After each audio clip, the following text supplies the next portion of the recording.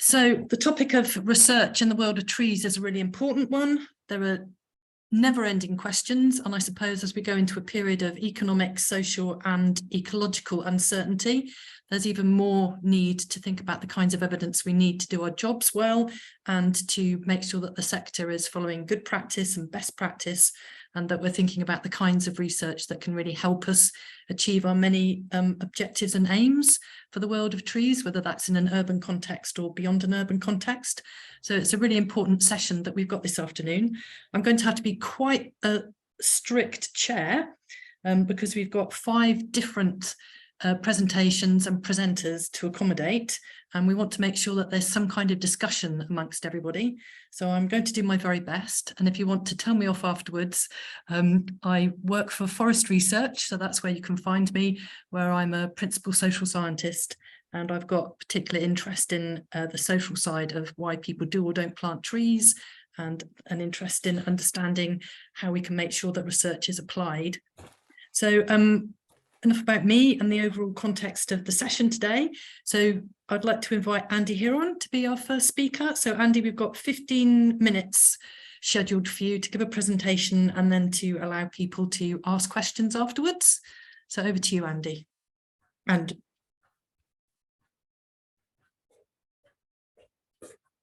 just unmuting. Okay. Can you all see the title slide of my presentation? I've got a few nods, that's great, thank you. Well, I'm going to share with you today a new project that I'm involved with that's been funded by the Forestry Commission. It's sort of the overall grant was awarded through the Tree Production Innovation Fund, and it focuses in on improving efficiency and resilience of water management in tree nurseries. So I'm going to take you through, we've only really had sort of one growing season, so it's fairly early on in the cycle. I'm going to take you through kind of where we're at and just so that you've got a bit of an idea of hopefully what the project aims to achieve. So in terms of what we were responding to this particular challenge in the call around how we can develop growing systems to enhance their efficiency and resilience to change, whilst delivering improved quality and diversity of product, and particularly developing new ways to reduce or manage inputs such as water or reduce the risk of climate impact. So that's, if you like, what the particular project that I wrote is speaking towards. I think it's helpful to have that sort of context. And the overall fund, I think, was to really try and enable tree producers to overcome some of the hurdles that they face in trying to meet those policy targets of producing all the trees that we're hopefully going to be planting. And so what this particular phase of the project is looking at doing is developing an Internet of Things infrastructure, so that's the physical and digital infrastructure, that's required to monitor real-time water use of the trees in the nursery. And you can see a sort of site of the nursery on the left there, to support irrigation protocols and help understand where tree stress becomes very serious. And so we're going to develop some novel evidence-based models and decision support tools that will enable managers to predict and manage field-scale tree water use. And so necessarily the project is focused around water use in the nursery context.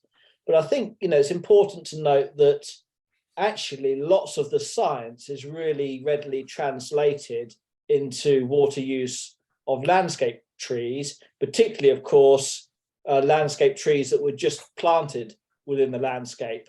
So I think there'll be a lot of information that comes out of this that you can use to help specify irrigation protocols and things in newly established trees. Because of course, the trees that I'm studying in the nursery down in Hilliers in Hampshire are the trees that you're buying often for the urban forest. So, you know, the focus is on production, but lots of the science is going to be really easily translated to useful tools for the landscape as well. And so, you know, from the nursery point of view, these are some of the key questions that we'll be looking to answer. How much water are nursery trees using? and obviously that will be related to size as well as species. And what is that variation across species and stock size? Can we estimate the volume of water being used by trees rather than estimate the volume of water being used in irrigation? So they're two different things. So in other words, speaking towards this kind of water use efficiency of the nursery. And then what are the water liabilities associated with bringing new land into production? And so we've got Internet of Things sensors that include sap flow sensors that look at the sap flow in the trees in real time. We've got dendrometers that look at the radial expansion of the stems and indeed the radial contraction of the stems. Soil moisture sensors, we can geospatially reference those sensors if we want to. And so we have we're developing dashboards that are designed to meet the needs of the growers. We have an IoT weather station on the site there. And, so we have obviously real-time weather data that includes things like air temperature, vapor pressure deficit, radiation, soil water potential, and so on. So we're now getting to the stage where all this technology, even though it's actually from different sensor manufacturers and so on, is integrated and pulled together in a single space, a single dashboard where you can look at that data. And the IoT sensors that we're using are the sap flow sensor there on the left. You can see that it uses what we call the heat ratio method. Dendrometer in the middle, that's a point dendrometer, and then a soil moisture sensor that I'm sure many of you are familiar with. And so all of those speak to the cloud and this particular dashboard.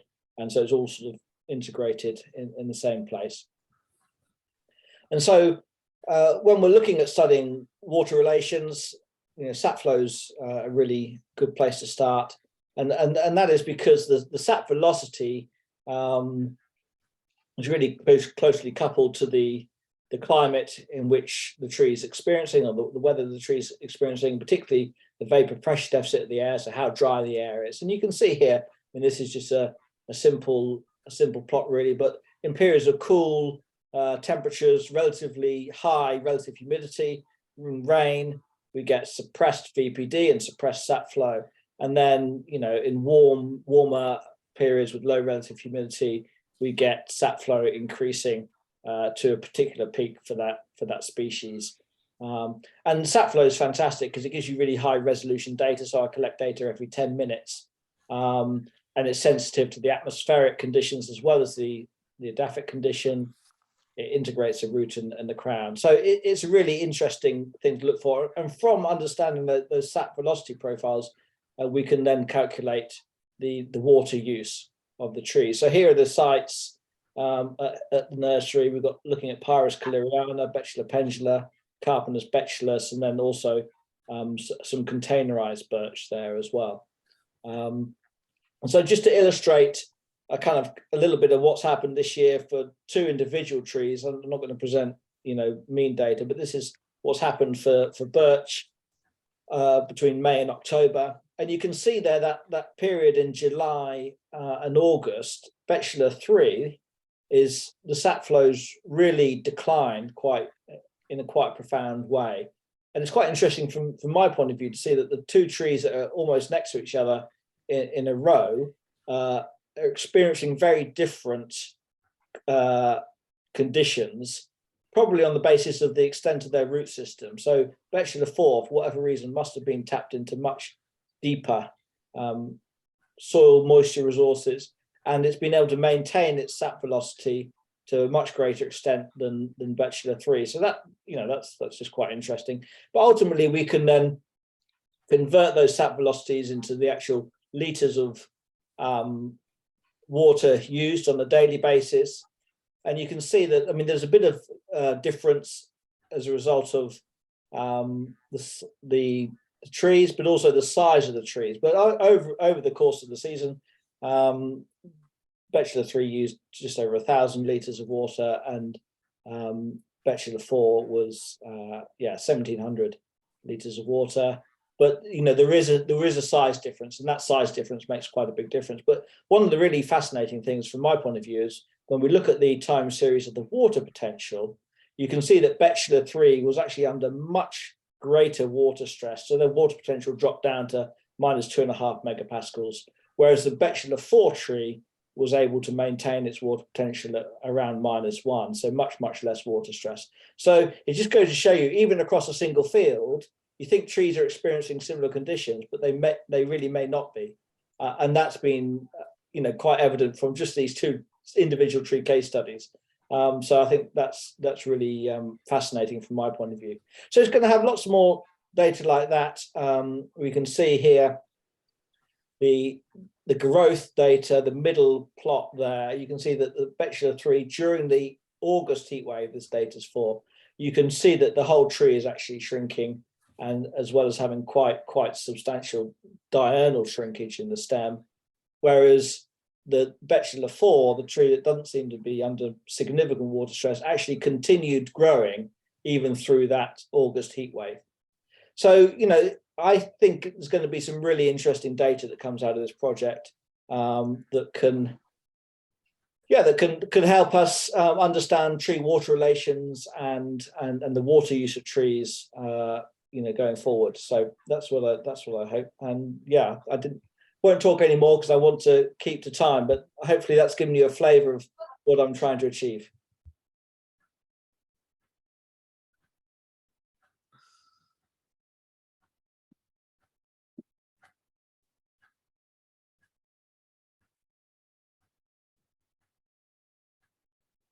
Hi, sorry, Andy, I had a glitch there. So Okay. I left the meeting, but that was perfectly timed. Thank you very much. So I can't see any questions in the chat there. So could I encourage people in the meeting to put up their hands and ask any questions? Sue, you've got your hand up there? Yeah, I've got my hand. I can never find that yellow one, but I've got my hand up. So Andy, I'm really interested in the fact that you've got two trees almost side by side experiencing such differences. Yeah. Which makes you really question, when we plant a row of street trees or something, why it is that some thrive better than others. You're going to be able to eventually look into their root system at some point and see what the difference was. Well, no, that would probably involve quite heavy duty sort of root plate excavation. But I mean, the reality is, from the physiological data, that we can show that these things were experiencing profoundly different stress, even through the same, obviously the same summer in the same field, probably less than 5 meters apart from each other. And so my feeling, I mean, it's obviously related to availability of water, so it's probably related to the extent of the root system. But it just goes to show, how we can make assumptions that trees are doing really well or poorly, and actually, even close proximity, trees can be experiencing quite different things.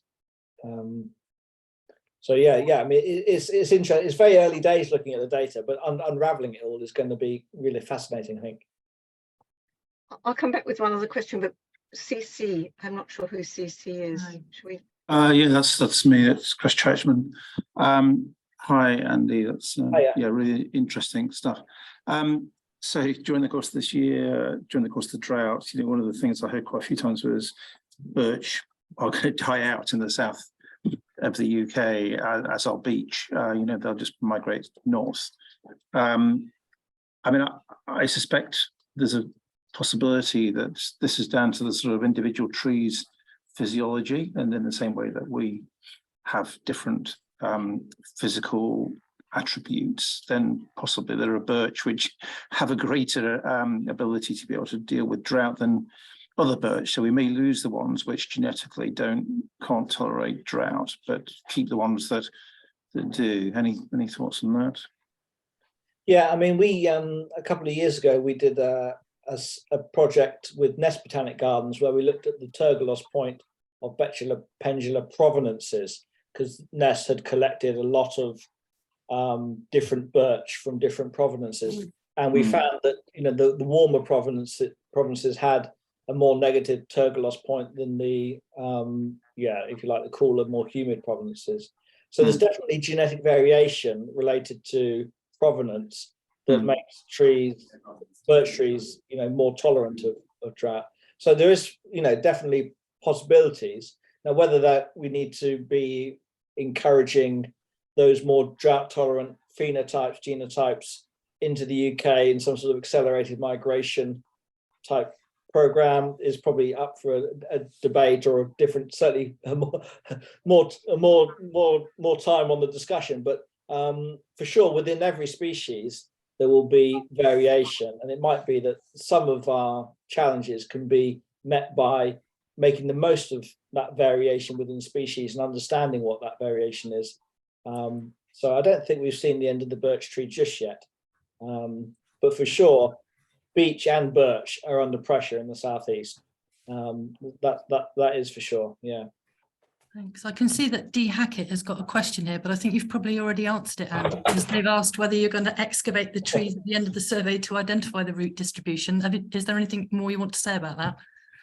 Well, if somebody wants to come and excavate it for me and Hillier agree, I'd be very happy to facilitate it, but it's not in the current plan. But it would be great to see if there are architectural differences that might explain why we're seeing one birch tree that's nowhere near as stressed as the other.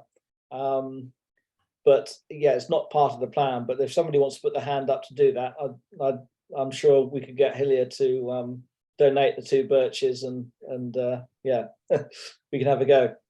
Well, they've quickly followed on with a follow-up question there, and they're asking whether there's an argument for selecting genetic strains for the urban environment. Yeah, I mean, definitely. I mean, it's obviously it's a bigger discussion, but for sure, I think, those of us that are sort of focused on tree selection think that new species is part of it, but actually understanding the ecotypes of existing species and ensuring that we bring the right sort of material into the supply chain of nurseries for future environments is just as important. So absolutely, it definitely is, yeah. Thanks. So I can't see. Oh, Sue, you've got your hand up. Yeah. Me again. Have we got time? Just 2 quick things. So yep. 2 things going around in my head. One is the conflict between wanting evapotranspiration to keep us cool and the need for drought tolerant trees. And is there a contradiction? Yeah, I mean, there's a spectrum of water use strategies from what you might call acquisitive strategies right the way through to conservative strategies. And I think, what we need to do is understand that, some of the conservative strategies that might not lead to cooling as effectively may lead to survival more effectively. So understanding that sort of dynamic and which traits we want to select for which particular services is something, again, it's another interesting area going forward. But yeah, for sure, there's a spectrum of strategies for dealing with stress, as we will have different strategies for dealing with stress in our lives. Good point. I'll leave the other question because it's more complicated about subsidence, but right, okay, yeah. If you want to press on. Yeah, we've still got a few minutes though. Oh, so okay. I wanted to ask it. Yeah. So, well, the other thing that's been going on is that Trees and Design Action Group with Forestry Commission and others have been involved with the Institution of Structural Engineers to update their guidance on subsidence and low-rise buildings on shrinkable soils. And all these engineers are very exercised about what they consider wanting trees with low water uptake. But based on, as far as I can see, very little research as to really what those species are. And I'm just wondering if this project kind of can head in the direction of helping with that. This project will definitely speak to that. I mean, there's always going to be a limit as to how many species we can get data for in a robust sense. Yeah, we could scale, we could scale up the number of species we do, but for sure we'll have a good idea by the end of the project as which, if you like, might be profligate water users versus conservative water users. I mean, a huge amount is just to do with size of the tree. And then it's obviously how they respond to a drying cycle within the soils. Do they respond by closing the stomata and reducing their water use, or do they adapt and continue to extract water out of the soil? So, and that obviously affects the volume change in a clay soil. So, yeah, I mean, I think understanding these things and getting proper data you know, across a range of what I would call like functional types of species. So it's better not necessarily to look at just taxonomic diversity, but kind of functional diversity within a group of species, and then trying to make some sensible suggestions as to which kind of characteristics of tree water use strategies are suitable for subsidence vulnerable areas and which are less suitable. I think it's going to become more of an issue because apparently subsidence is going north up the country as heavy rain events sort of are making clays wet that previously haven't got wet. So right. I'll go back to them on that and connect the two, because I think they need a bit more evidence to what they're actually saying. Yeah. Sorry, I see David's got another question, Bianca. He has, yeah. So he's asked, he's on a roll here. Is there any examination of the present stroke absence of mycorrhiza and how this is affecting the trees? Not in the current project. I mean, my assumption would be all the field grown trees have mycorrhizal associations because they'll be endemic within the soils. But I haven't looked at it properly. Okay, thanks. Anybody else want to put a hand up visually or not? So I don't know, Tim Moyer, whether you wanted to say something because you kept having a yellow square around. Oh, Britta, you've got a hand up. Go on, Britta.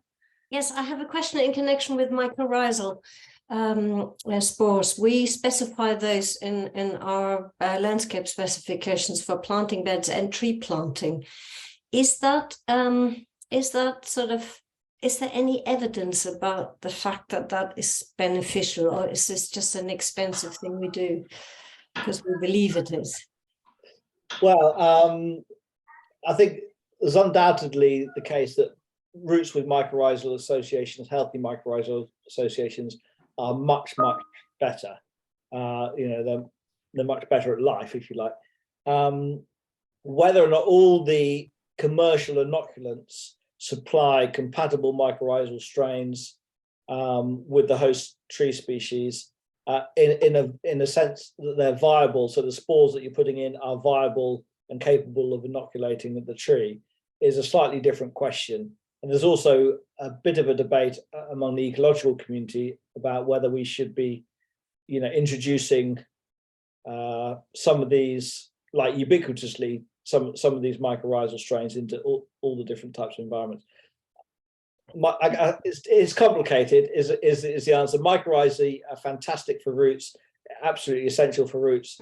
Whether or not the commercial inoculants deliver what they say on the tin is open for debate, and that's probably when you say commercial allotments. I mean, we specify a supplier and a particular product. Are you saying there's doubt that is actually what it says it is, because these are specialist suppliers of all I'm saying is there's variation across the commercial mycorrhizal inoculant world without going into individual. Hello, Thomas. How are you? Based there. I can't remember how much is a packet. Thank you. Okay.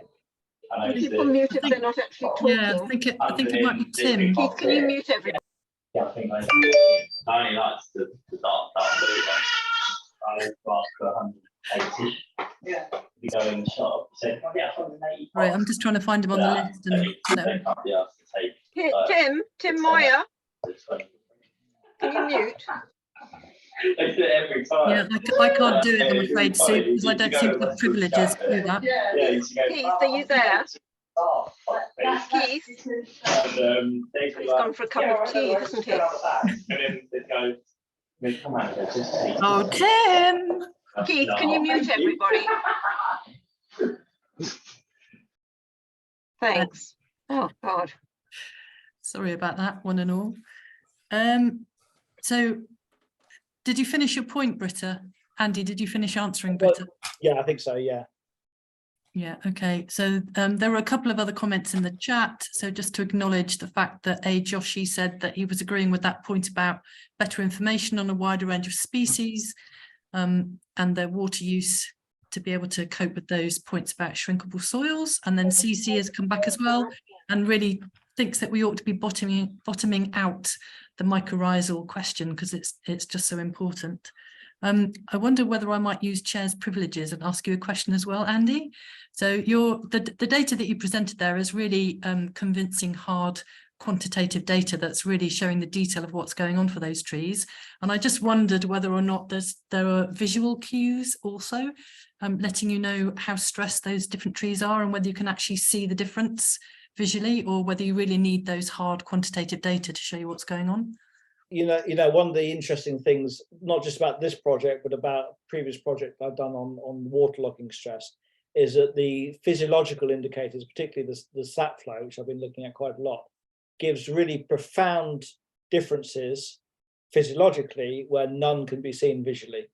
And when we start seeing visual indications, then normally we've had an awful lot of stress accumulate and it's probably too late. And I think that's one of the, definitely one of the things that I've been picking up on.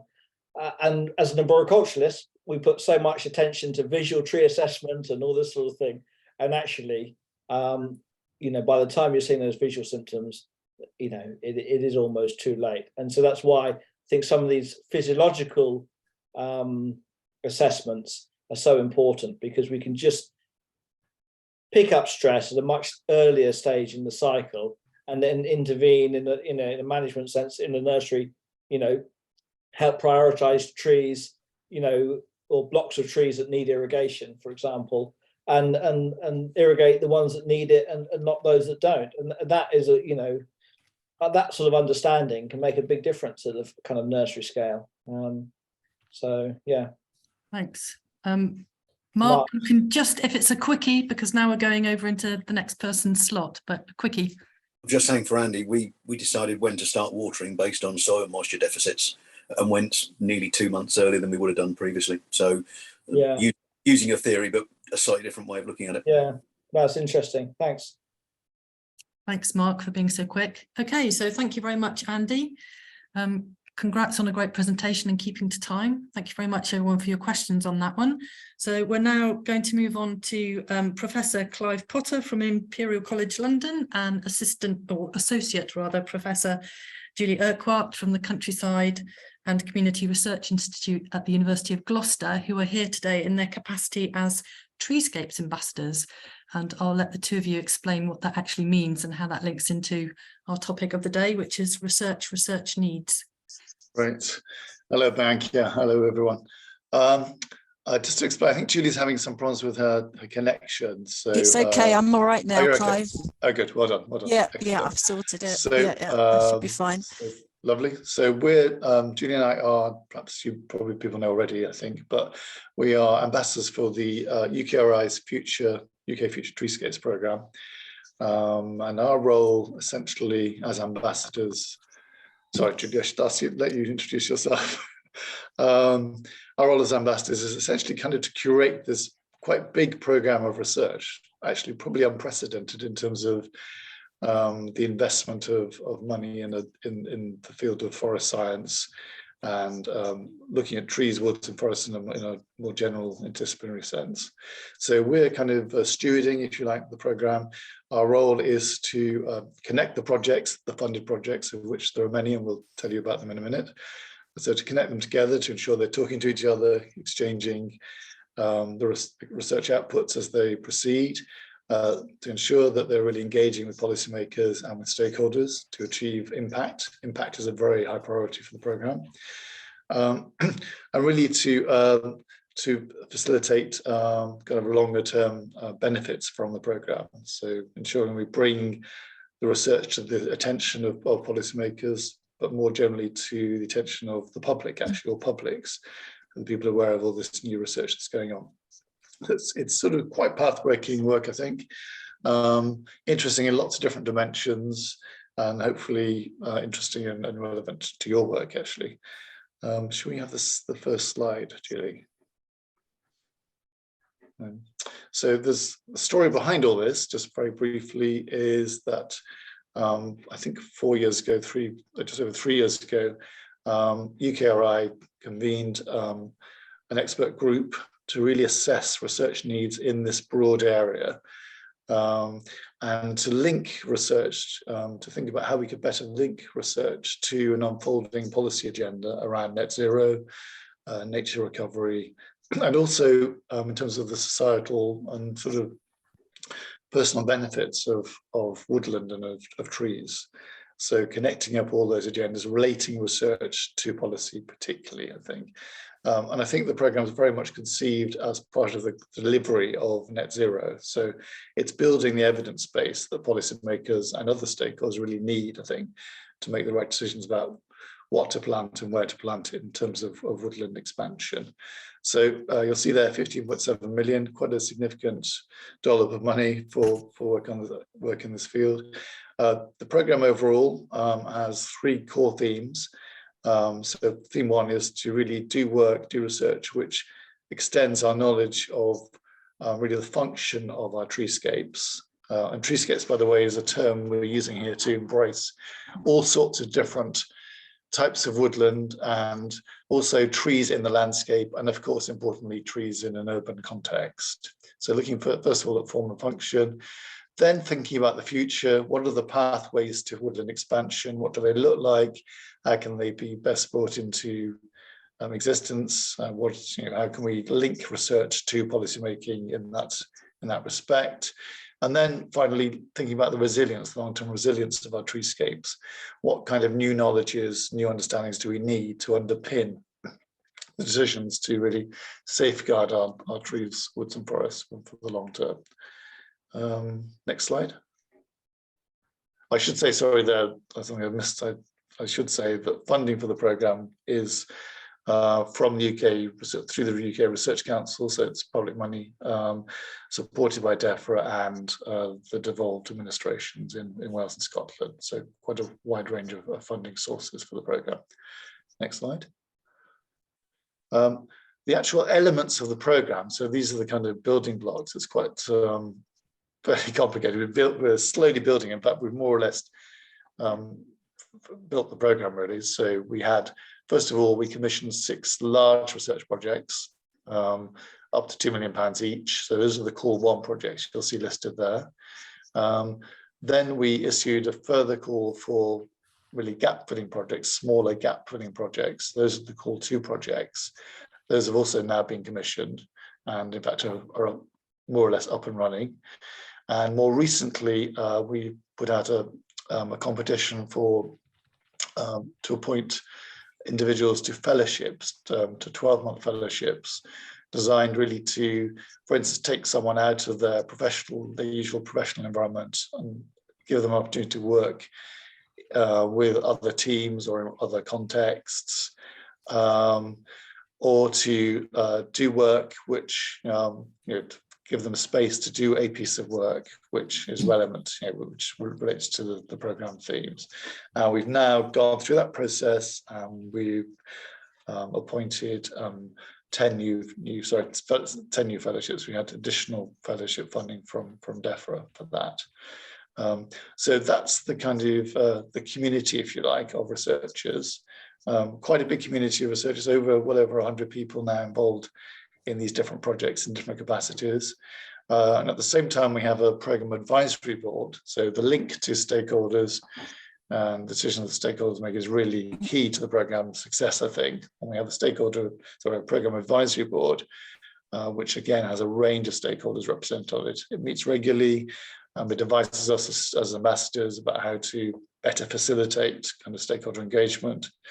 And the panel members are learning about the projects as they unfold. And that's quite an important element in the whole thing. So next slide. I think we're going to now split our presentation. So I'll just tell you a bit about the Core 1 projects. So if we can go to the next slide. Julia's frozen, I think. Good.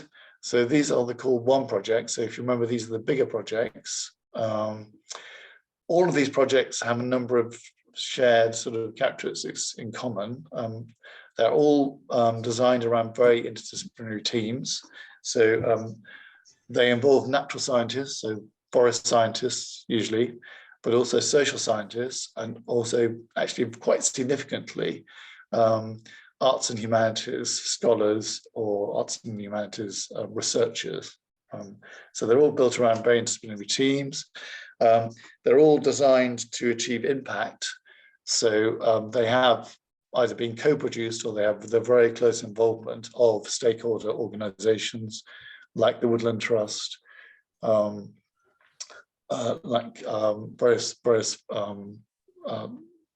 various organisations involved, like the Tree Council. I mean, there's a whole list of organisations involved in these different projects. So that's an unusual feature, I think. And also, there's consideration given to the policy impact or policy implications of the work. So all of these projects again are thinking through as they're developing the implications of their work for policy, for public policy, as well as for practice to some degree. So we've just given little kind of descriptions there of the different projects. They are very different. Castor is probably the most straightforward in a way. So that's really asking the question: can riparian woodlands, woodland along rivers and waterways actually help us in as a type of treescapes, help us build a better future for trees, woods and forests, and address the climate agenda. Membra, another interesting project, built around the idea that trees have memory, so looking scientifically at epigenetic memory, but then using that sort of idea to engage with publics in different ways. So looking at how far we can really embed a new understanding and a new appreciation of trees, if we can kind of bring home the message that trees have these kind of memories. They respond to stress, and there are records of stress that trees are experienced in terms of their genetic codes. Which is the future, very much orientated around children and young people. Lots of engagement in schools, through storytelling exercises, through tree planting, really looking to the future of treescapes. Treescapes about really the connections, obviously, between different sorts of treescapes, but probably significantly between urban forests and trees in rural areas. New Leaf, much more connected to or related to tree health and tree disease. How quickly can trees adapt to changes of various sorts, including disease outbreaks? Where is human intervention likely to be most effective in managing outbreaks, but more broadly in terms of managing treescape kind of evolution? Branching out, this is quite an arts-focused project, using different ways of telling stories about trees and using storytelling as a kind of mechanism to explore a bit more the values that people attribute and assign to trees and woodland. So those are the big projects. Those are like the 6 core projects. And we then have called 2 projects. So that's the next slide. Are you able to speak to that, Julie? Yeah, I can speak to that. Yeah, thanks, Clive. Hello, everybody. Yeah, so those Core 1 projects, they were up to £2 million each, whereas these Core 2 projects are slightly smaller. Well, quite a bit smaller. They were £500,000 each, and the Core specifically requested these projects to really be quite applied and to think about delivering real world solutions. And one of the requirements of this call was that all of the research teams needed to have stakeholder partners involved in the design and the delivery of those projects. So that was reflecting the need for these projects to be really quite applied and solutions focused. So we funded 6 projects, and these are just getting up and running now. They started in August, so they are just getting themselves going, and they'll be running for 2 years to the end of the programme. And we've got so I'll just run through them all individually. So we've got the first one, Tree Planet. And this one is looking at how we can think about woodland expansion, both through planting, but also through natural colonisation. And they're going to be thinking about how farmers can be engaged and other land managers in woodland, natural woodland expansion on agricultural land. And they want to think also about the consequences for the social and ecological consequences of treescape expansion. And then the second one is called IDEA. As you might guess, this one is about deer and the impacts of deer. And the aim of this project is to develop a web-based tool that will map the risk to woodland and farmland of the damage caused by deer. And that will help with better decision making. And then we have a project called STAND, which stands for Overcoming Scale Mismatch for Designing and Governing Treescape Expansion to benefit people and nature. And the idea behind this project is that it wants to look at how national level policies, such as the net zero strategy, might operate on a local or a community level, and what barriers there might be to the success of that. And they're going to model some potential scenarios for that at a local level, particularly thinking about impacts on food production and bird life. So this one is being led by the RSPB. And then diversity. So this project is aimed at providing woodland managers with the tools to help improve resilience of their woodlands to climate change and pests and diseases. And they want to look at the potential for diversifying the tree species composition, thinking about both native and non-native species. And then our last two projects from this call are focused on trees on agricultural land. The first one, Farm Tree, this one is aiming to develop practical tools, decision support tools for farmers to help support the expansion of tree planting on agricultural land. There's a range of things they're going to do as part of that project. And then the final one, Agroforestry Futures, that's going to look at how agroforestry can be developed in rural areas and to understand what society wants from the future of UK forests and agricultural land, and how farmers can be better engaged with that process. So that's the call two projects. And then, as Clive mentioned, we also have recently funded some new fellowships. It's actually 9 we've funded. 5 of these have been funded by NERC, and the other 4 have been funded by DEFRA.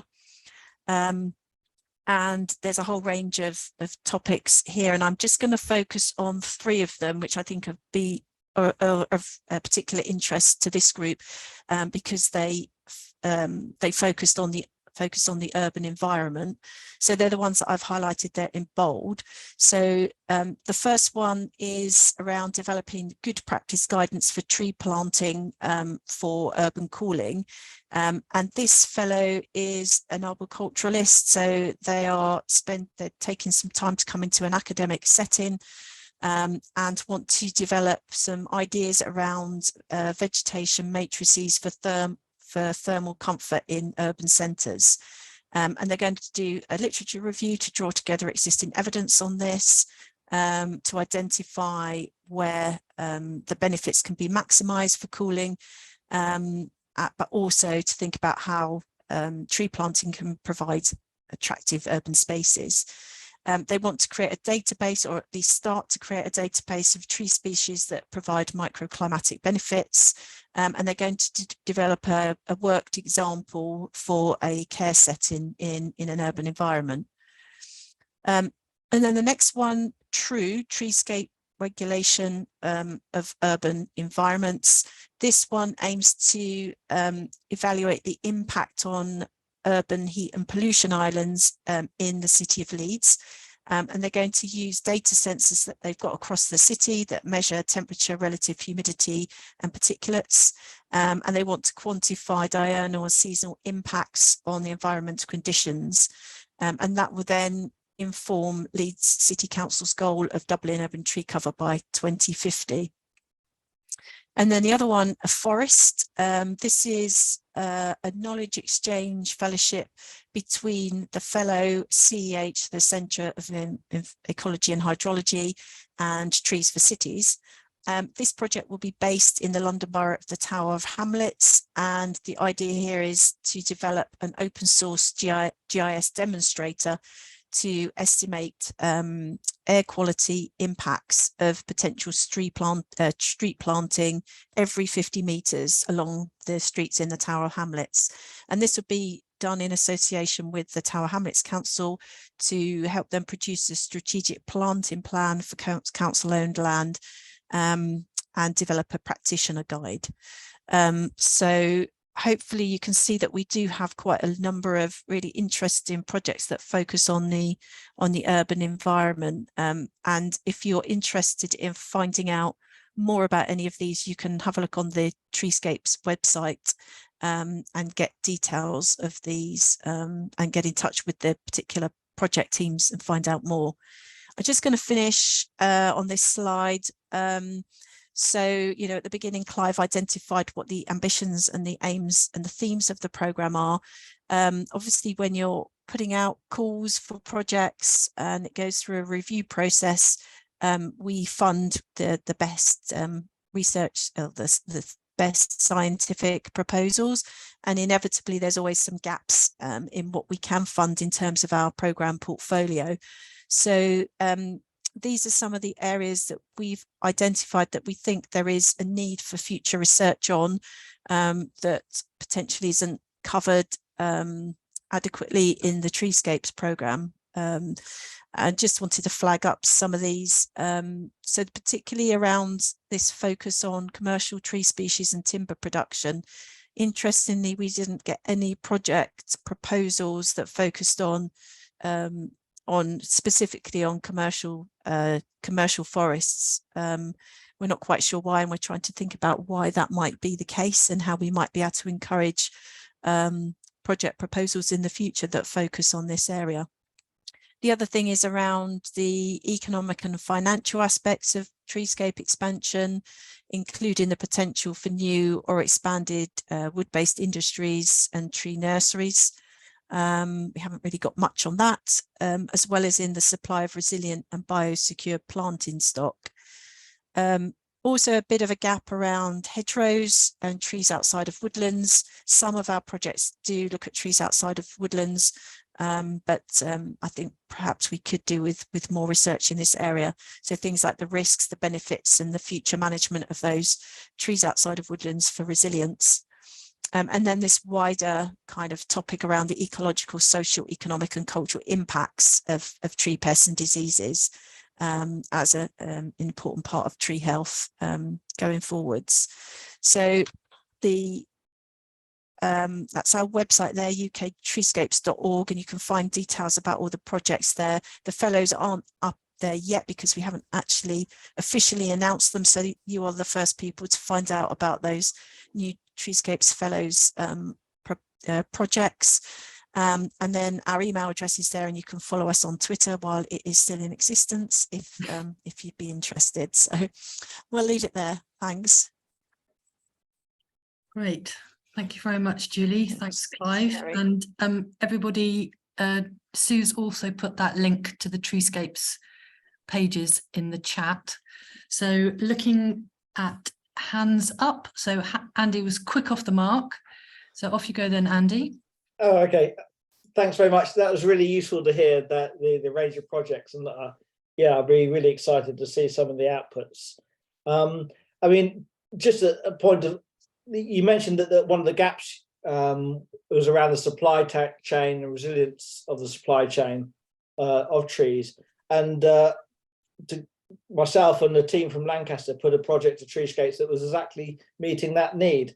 So I just wondered whether there was I mean, we don't need to discuss it now, but whether or not there is an ability for you to revisit that project, or I mean, if it's a gap that you've identified that you want a project to look at that. I mean, we've written that project already. So yeah, I just wanted to flag that up and say, you know, like if you're serious about wanting to fill that gap, then come back to me.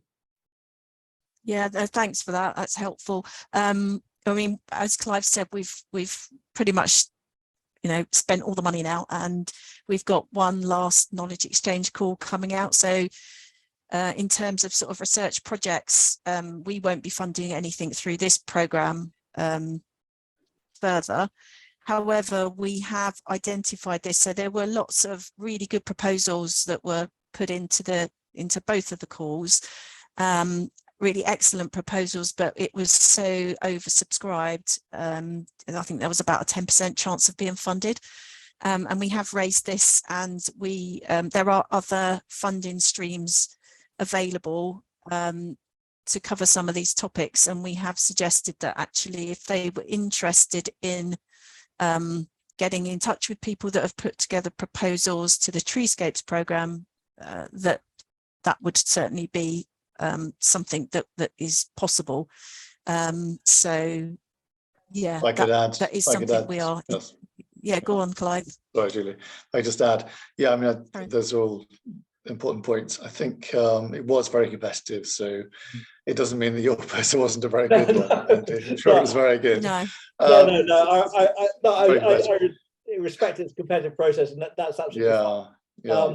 But I just thought, I mean, just to flag it up, there's we do have an idea that we want to convene some kind of meeting or workshop where we can gather some of the funding organisations together, particularly actually from the commercial forestry side of things, to see where funding streams, what funding streams exist, and to reach a kind of consensus around where the gaps are. And one of the other really important gaps is in terms of commercial forestry, I think, that Julie and I were surprised by. And I think that remains a really important priority for future research. So Future Treescapes is not the end point. I'm sure there will be opportunities in future from other sources. But there's probably a job to be done in terms of having a more kind of connected conversation about where money could come from to fund a wider range of projects and to fill remaining gaps. Thanks, Clive. So there's quite a lot of questions, and I can see Sue, you've got your hand up as well. But just on that point, Clive and Julie, is it worth people in this meeting then feeding to you ideas for where they have spotted gaps and what they think ought to be represented? If it's not, that would be great. That'd be very welcome. Yeah, that'd be really, really, really useful. Please do. Great. Sue, I'm going to try and do this in order. So I think then, Hannah, you asked a question about funding of the projects, which I think is now the ideas that weren't funded. I think that's now been answered. Alan, you've got a quick question here about the community forests. Were they not involved in any of these proposals? Thanks for that. I think they're involved. Oh, sorry, go on, Alan. Do you want to ask a question? I was going to say, Hannah said that some had been involved in bids but hadn't made it, which is fine. But it just seemed to me, obviously, there's an awful lot of community forests now. I mean, I'm chair of the White Rose Forest, which now covers the whole of North and West Yorkshire. And it's bonkers how much money we keep being given to plant trees. And it's a bit like planting trees by numbers if we're not careful. No, it's just a question to see whether community forests were involved. And I think Hannah's answered that one.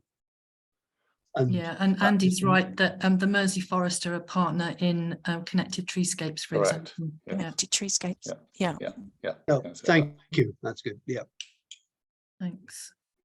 Sue, you've got your hand up. Ever having a question. So I was really interested in, this is with my architect's hat on, I'm really interested in the fact that commercial forestry and kind of, timber wasn't actually getting buy-in, because everybody's talking about how timber is the solution. We import too much. We need to grow the right timber for the long-term thing for the building industry. So is it a case of the right organizations haven't actually caught on to the fact that they should have been engaging with this? Do you see what I mean? Do we have to spread the net wider? And people are saying, oh, that's Treescapes, we're not really getting it. I think so. I think it's probably a combination of things, and we're kind of trying to think through whether it is partly to do with the research councils that were funding this and the sorts of academics that they would attract to the table, because obviously these projects are led by academics, and then they have to make links to other stakeholders, practitioners, and so on.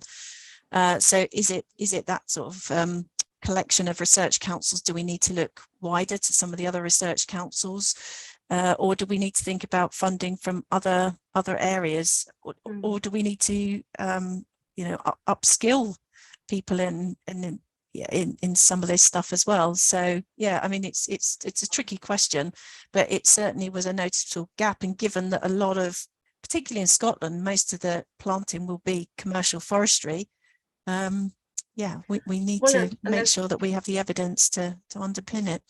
And there's real concern that we actually do plant the right trees, because there's a kind of slight thing with the sort of carbon stuff that people are just trying to grow quick carbon capture trees, which aren't going to actually be useful in the long term for the whole industry approach to things. So I think it's the structural engineers and some of the academics and engineering and architecture departments who actually ought to be actually waking up and seeing what's there.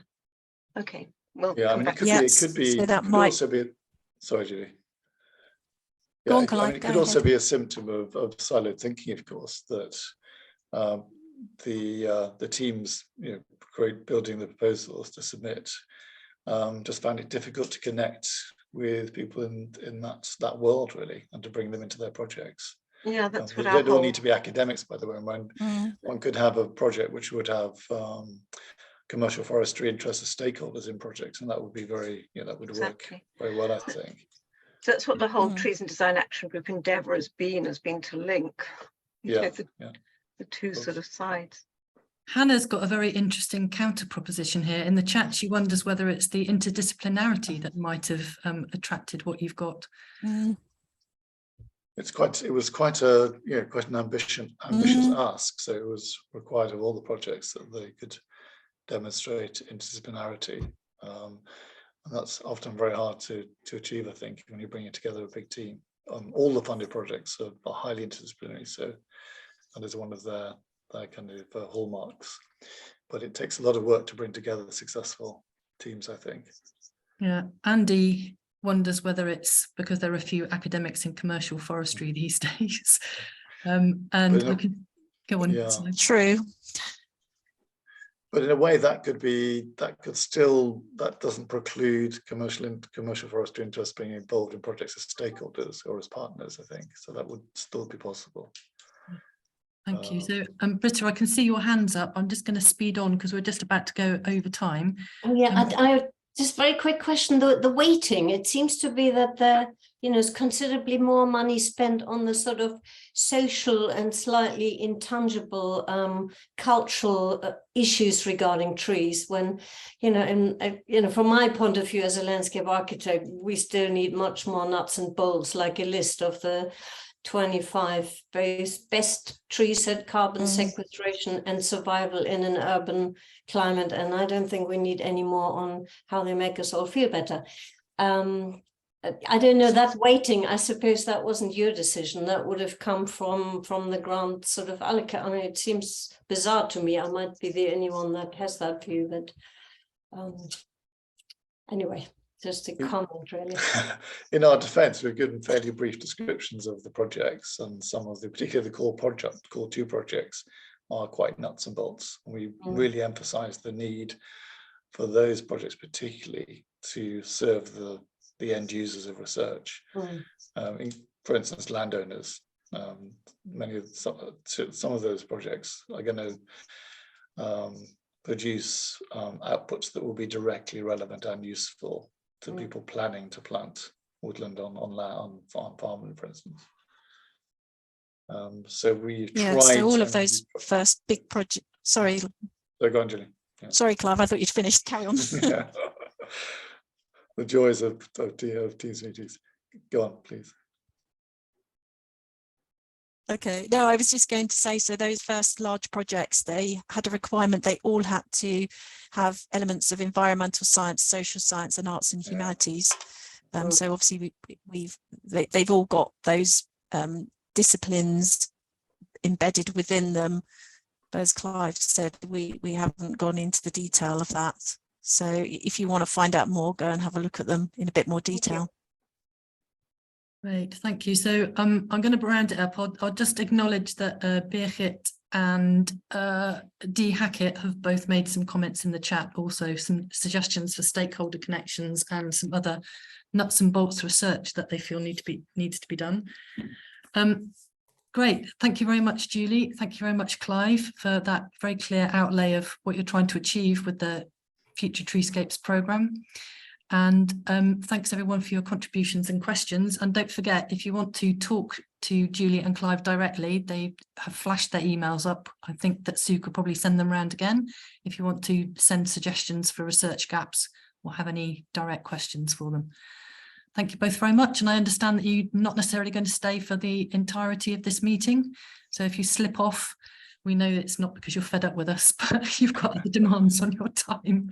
So well, thanks for all those really good questions. Really interesting and useful comments. Thanks very much. Thanks. Okay, so we'll move on to the next person. So this is Nick Cork, and Nick's at the beginning of his journey. He's a PhD student. He's going to talk to you about what he's planning to do in his research. And I'm sure that he's also going to be welcoming any suggestions or thoughts around his research at this early stage, how it could be developed, and perhaps even contributions from people. So Nick, over to you. Yeah, certainly will. Let me just try to share my screen. There we go. Right, can you see that okay?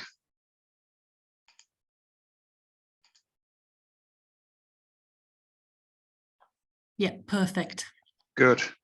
Right. Hello, everyone. Thanks for having me. Yeah, I've just started on a PhD research project from a civil engineering and project management background. So there's a lot of new learning for me on this, and pretty much 2 months in, it's all new stuff. And it's thank you for the opportunity to present this today. So the topic is essentially looking at Network Rail's green infrastructure and reviewing potential solutions for improvements in the way that the line-side assets are managed.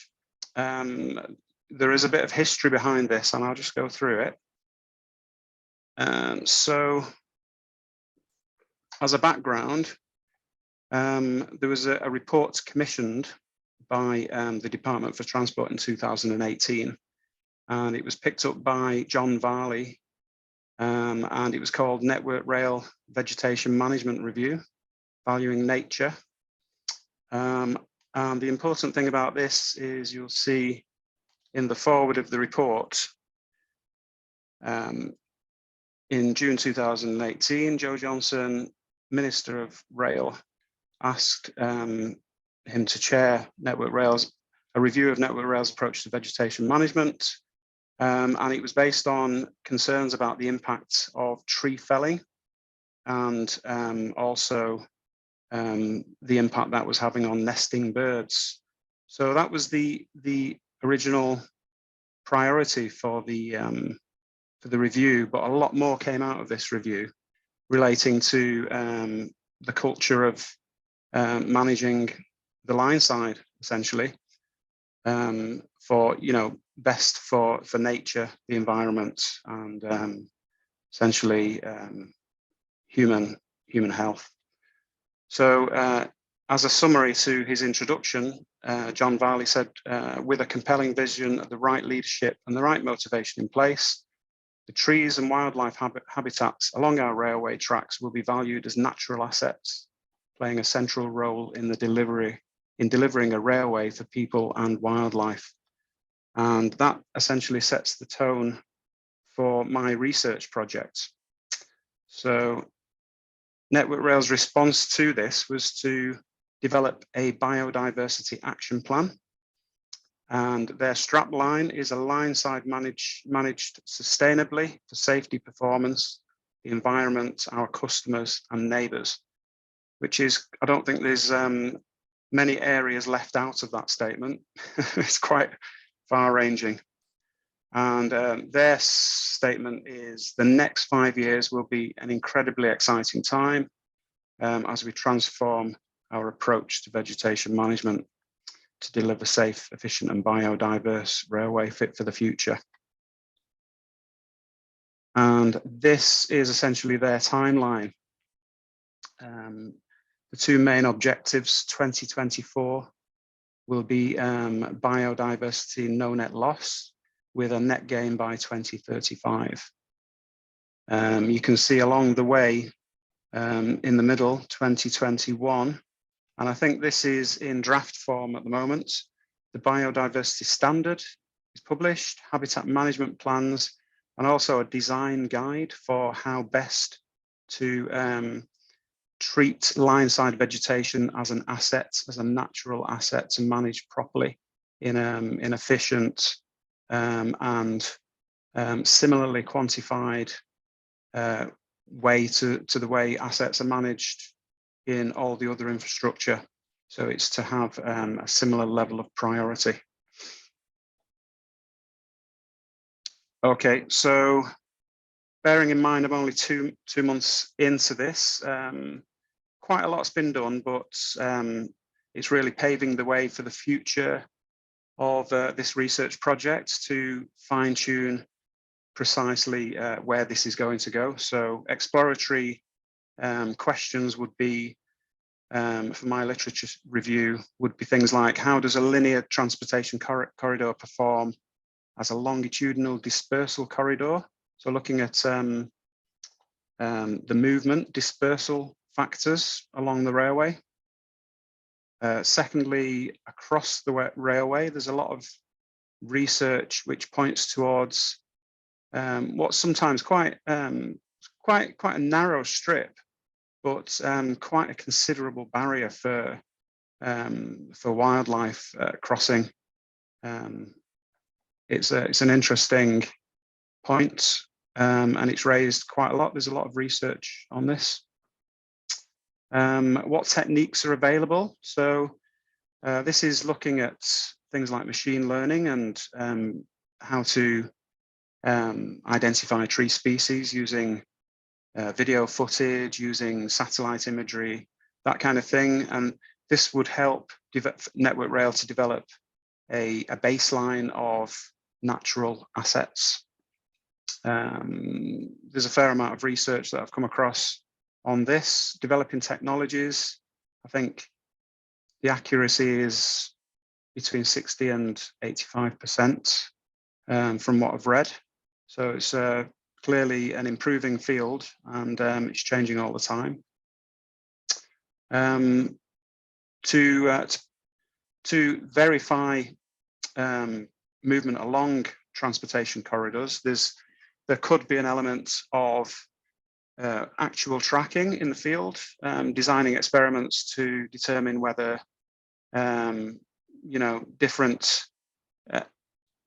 different types of animal, ranging from insects through to small mammals, birds, how they use the corridor, the transportation corridor, and how effectively they do that. Distances to bridge between natural habitats, limiting factors, that kind of thing.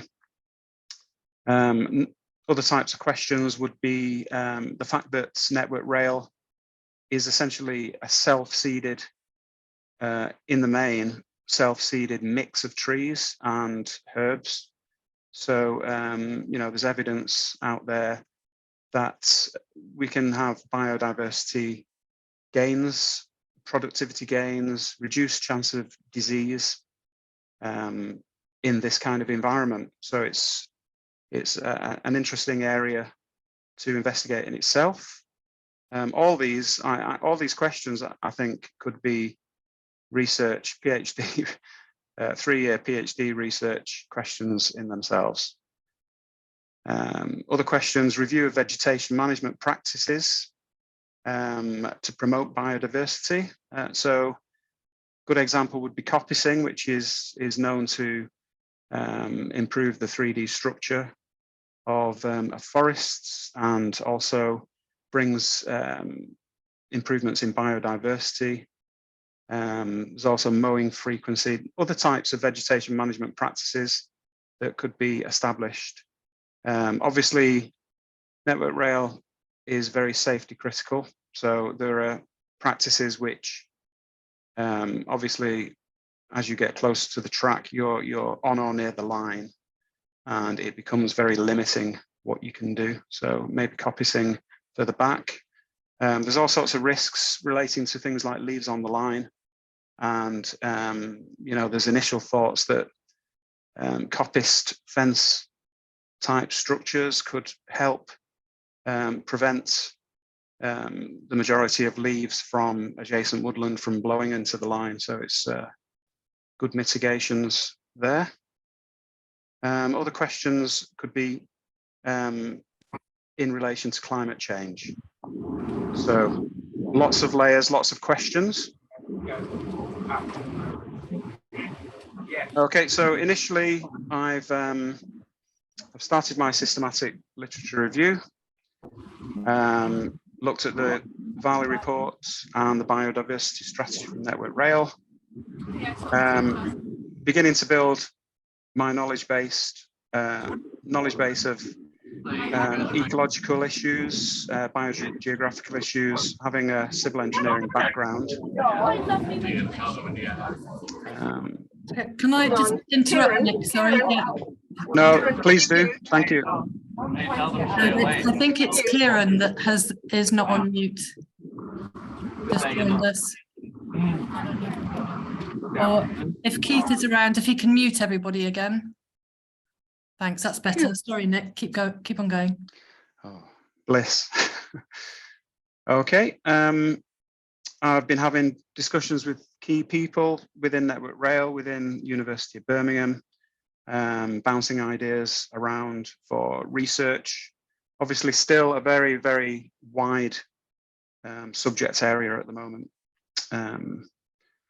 I've undertaken field visits to University of Birmingham FACE facility, which is the enhanced carbon dioxide facilities, and Whiteham Forest to look at the types of research that are going on there.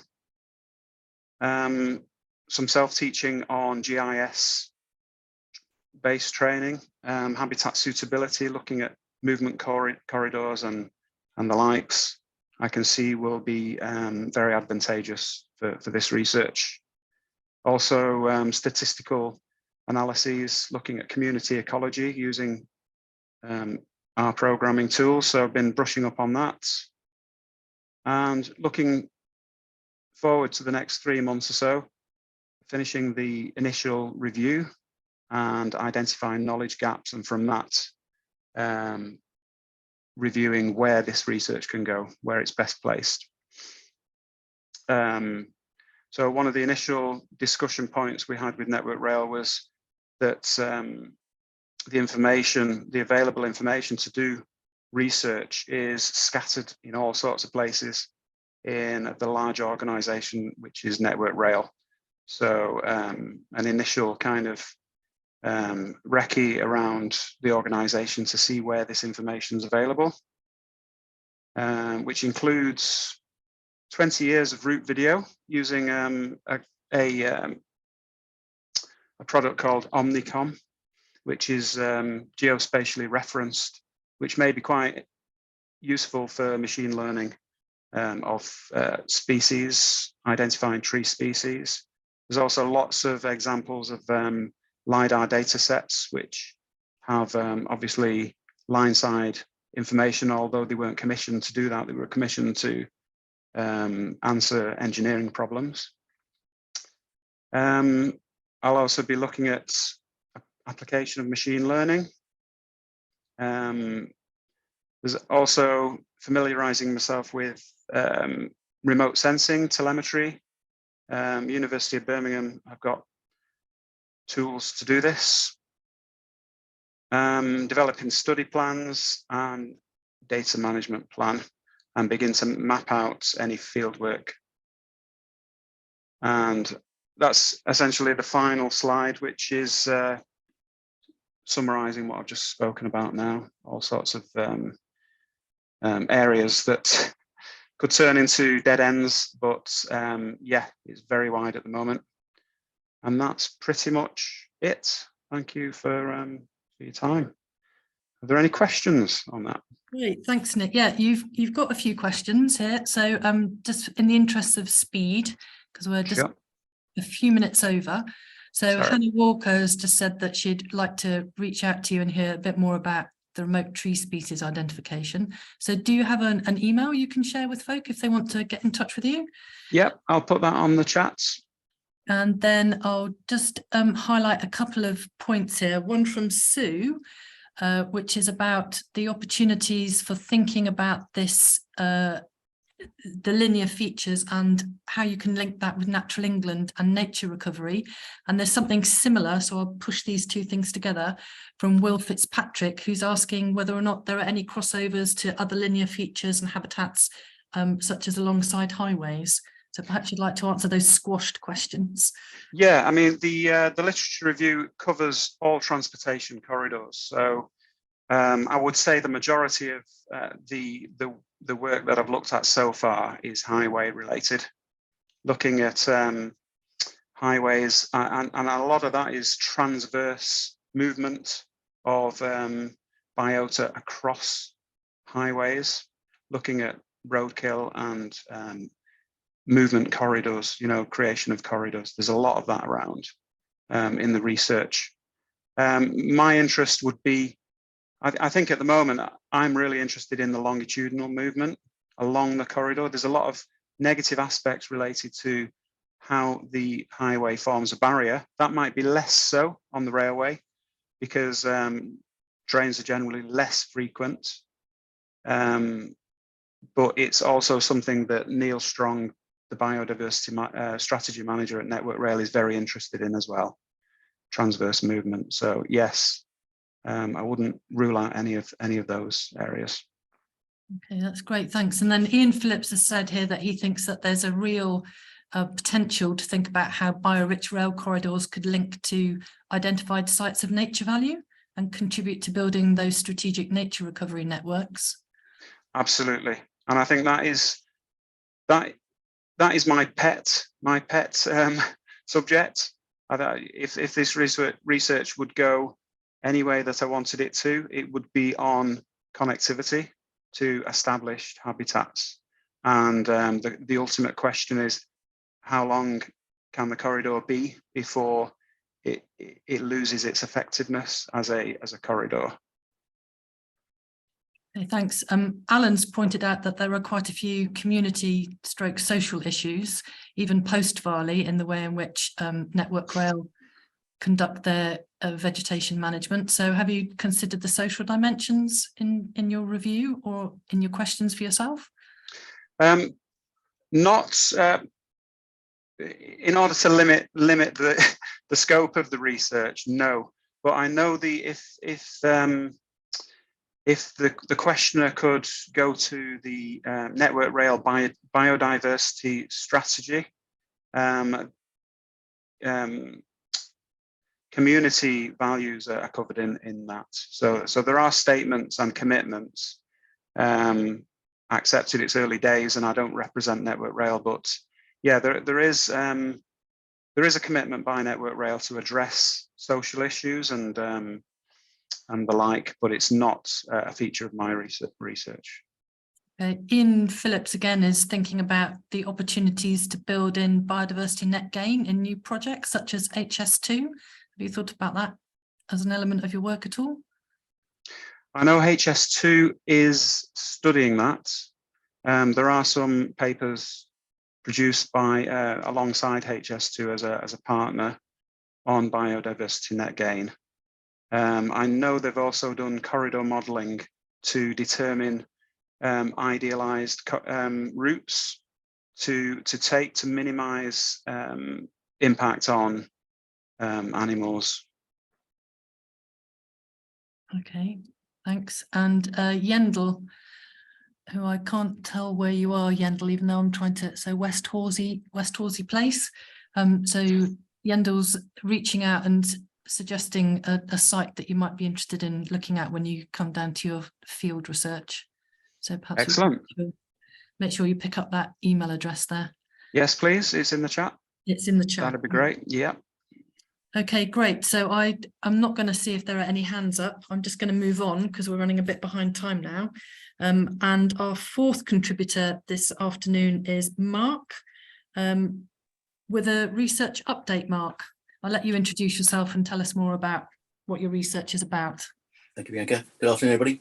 For those of you that weren't at the summer meeting where I did a nice little canter through the Stoneham Park tree suds trial, just with phone talking through, I'll paint a picture and an overview.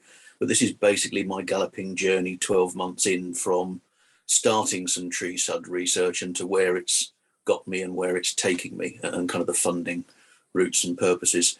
Keith, there are some pictures I think were sent over to you, which might be helpful. If you can get them up on the screen, that'd be really useful. No particular order. And also we'll talk through the sort of direction that we've gone. So painting a picture of Stoneham for those of you that weren't there. It's a very small tarmac park. It has an outline of 8 mature elm trees on the outside, 2 of which have already succumbed to elm disease and been removed. And we had a neighbour with a house directly next to the park. It's actually, you can't see it in that picture, but if you go to the left of the mural, it follows that building and is literally directly on the edge of the park. So he took us to court and said the park's far too noisy, too many children playing and screaming and having lots of good fun. You need to remove your basketball court that's in there. And we said, we're not removing it, but we'll make it smaller and we'll put a noise reduction fence in. That left me with a massive great area of tarmac. And the chair of the Friends group then said, could you make a nature trail out of this? Which is a bit of a stretch of imagination even for me. So Mark, can I interrupt? If you tell me when to move shots, I'll move them. Yeah, okay, I will do, Kitty. I will do. So I'll paint the picture and then I'll describe what we've got and then we'll move once I've got the description done. So, Keith, so that'd be perfect. So in conversation with our tree planting officer and our highways departments, we said, well, okay, we've got this 140,000 cost of removing a perfectly good basketball court. Let's try and generate some value out of that. And what we tried to replicate was effectively 5 Stockholm tree pits, or 3 Stockholm tree pits and 2 crate tree pits as a comparative analysis, plus 2 control varieties, all with elms. So I've got resistant elms in a high elm disease pressure site. We're a coastal site. I'm down in Brighton, so they like coastal areas. They're a very tolerant tree. And what I wanted to do was to measure the growth and check the growth rates over time of 3 Stockholms versus the 3 crate systems, Green Blue Urban and ACO, who at the time, and to show you how fast it was last year's future build. I spotted them and they said, this is new. We think we'd like to try it as a tree pit. It was their storm brick soak away system they're modifying.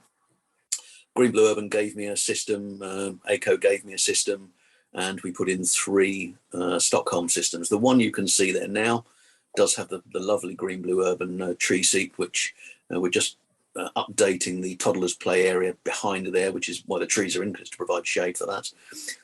And the cobbles that you can see are effectively the area of permeable resin bonded areas, standard tree size hole, 1.5 meters square, and I have used the Green Blue Urban plastic tree root guide in there. All of the tree pits were 30 cubic meters, and that's important, bar 1, and you'll see in the pictures in a minute why that's important. In essence, what we're trying to do is to replicate the highway situation. I'll ping on to the next one, Keith, that'd be good. If you can replicate the highway situation without scaring the living daylights out of highways themselves by starting to dig the road up, and use that tarmac to replicate and bring our highways guys on board, which is exactly what it's done. The entire department has come back and said, this is way better than anything we're doing, and anything we can do to get trees into the highway, well and good. At the time, we were looking at consultations for low traffic neighbourhoods, so I could see that there was potential for us getting trees actually physically into the gutter for them self-watering. So you can now start to see why the Stockholm mix and making that mix meet the highways manual specification was so important, and then learning why it to date hadn't really got that far. This was the only one that wasn't 30 cubic meters. This one's actually 15 cubic meters, and you'll see on the others pictures in a moment that the new tarmac effectively is the area where we've extended it. This is just recycled circular economy bricks from a building that came down straight into some gabions. They're all 1.2 deep, so I didn't have to shore up any of the holes that went in. And my theory on a 15 meter cube and I didn't line the sides of this with any root barrier at all, is that if the roots permeate a metre outside of a 15, you've got your 30-metre cube pit anyway, and it's half the cost and half the time. And so this is to see if it works. It's the one location that's probably too close to the others, so that if I lose this tree, it's not the end of the world. It's not a crucial one for shade. It's shaded a little bit by the house, and it's very close to the cherry that you can see behind it. So what we've got is now a very pretty tree seat. The parents will sit on that and with the toddlers in the playgroup area. But what it's doubling is the raised planter that we're potentially looking to put over one car parking area that we will put in the gutter when we do the low traffic neighbourhood. That's to break up the sight lines and to essence slow down the traffic and create gaps for filtering traffic in and out. So we low traffic neighbourhood, for those who don't know, we'll probably go to single direction traffic, two-way cycle lanes, and then herringbone parking, so we don't actually lose any parking. That's the bit people moan about, and ironically how we make our money as a council through parking permits. So this is the 15 cubic metre one. If you want to move on to the next one, Keith, looks quite pretty, and lots of good comments back. This is the 30. So the other side of the first one I showed you, the truck didn't move it when I took all the photographs. The sheep is there to try and make some kind of nature trail out of a bit of tarmac. We just happened to find them in the bushes, so they came out, they were up on poles in another play area. So I just put big plates underneath them and tarmac them in so they couldn't fall over. So that was just a bit of recycle and reuse again. And you can see the new tarmac there. It gives you the 30 cubes as we're in. What I have put into all of these are not only the air wells that came. I did a lot of work with Sue put me in touch with Ben Rose and a number of TDAG members very early on, and they were really, really useful in getting the designs right for this. But I've put in some visibility areas as well as air wells, so we can measure moisture. We can see root growth through the Stockholm area, which is under that black tarmac and below the outside of below the brickwork and into the main pit itself, all to 1.2 meters depth. We had a whole week of 40 degrees this year, and the elms didn't wilt at all. I planted at the same time, or actually about 3 weeks before I got the elms in, I planted the control trees. So these are all columella, Barcham supplied standards, all identical, all matched. And very luckily, there was actually a columella already in the park, which I hadn't noticed from the year before, which had not been watered. Now I want to put it on the map. So I've got two controls, one being watered in a light sandy soil and one against an edge of a building in a really horrible position that I really wouldn't have wanted to put it there if I was planting it, that we've decided not to water. So we've got a very good set of comparative data from the 3 Stockholms. What we learned from the trial was that if you're washing in the biochar compost mix to the Stockholm material, that it will wash in about 3 times more than the recipe dictates. And at that point, you can't get the compaction figures. So we didn't do that. I witnessed the guys making up the first mix and saw they used virtually all the material I left for all of them, went woo, woo, woo, woo, woo. So we backed the truck up a little bit. We took that out. We used it somewhere else and utilised it. And we came back and we did pre-mix. What we also did is we used a BOMAG, which I haven't got pictures of, but the remote 3-ton consolidating trench rammer. It's got the spiky type wheels on it, and you need a big machine to lift it in. You need a 5-6 ton machine to lift it into the hole. That sings when it meets the right compaction level, and that machine wasn't around when Bjorn Embrum was doing his work in Stockholm. And we worked out by not washing in, pre-mixing and consolidating over 3, I think we even did 4 goes in one of them, we got the right compaction levels when we did the deflection test to meet the highway. So there's a big pile of learning went on there, which was really, really useful. Move to the next picture, Keith. I'll show you the ones in the which are the crate. This is the green blue urban, and you can see sort of the left hand side and away from us the new tarmac, and that was replicating effectively the shape it would probably have in a road if the pavement ran diagonally corner to corner through that tree garden, tree pit. We didn't put a tree seat on that one because the same person that complained about noise didn't want a tree seat there from people sitting on their tree and antisocial behaviour late at night, so we didn't put one on that one. And just behind it you can see the B bank, which just happened to be a pile of chalk I had floating around in the back of a 7.5 ton lorry, and I'm still struggling to make a very decent nature trail on this big lump of tarmac. So that's going to be a bee bank and will be planted up in the spring. It also buried a whole pile of the tarmac right in the very bottom, so I didn't have to muck away, which saved me a little bit of money. Very interestingly, the cost between the crates and the Stockholm was way, way closer than you would imagine, because certainly the green blue urban was so fast to build and so fast to fill. The saving on materials from Stockholm was just about outweighed by the saving on labour time from the crates, which was something I wasn't expecting, but that will come out when I do the final reports. Next picture, which I think we've got, that might be is that the last one? Right, yeah. So that took me to, I'll leave you pondering where that's coming from. So that took me through looking at how the structural soils would hold up the vehicles, and the vehicles drive through. The watering truck was driving through over the summer, and all of that held up, and all that's good. Highways are happy, highways were delirious. So I then started looking at other Bjorn Embrun work and saying, well, if this is going to work, what else has he done? And we have an area which floods. This is effectively a chalk bourne down at the level for those that know Brighton. It's our kind of skate park main area.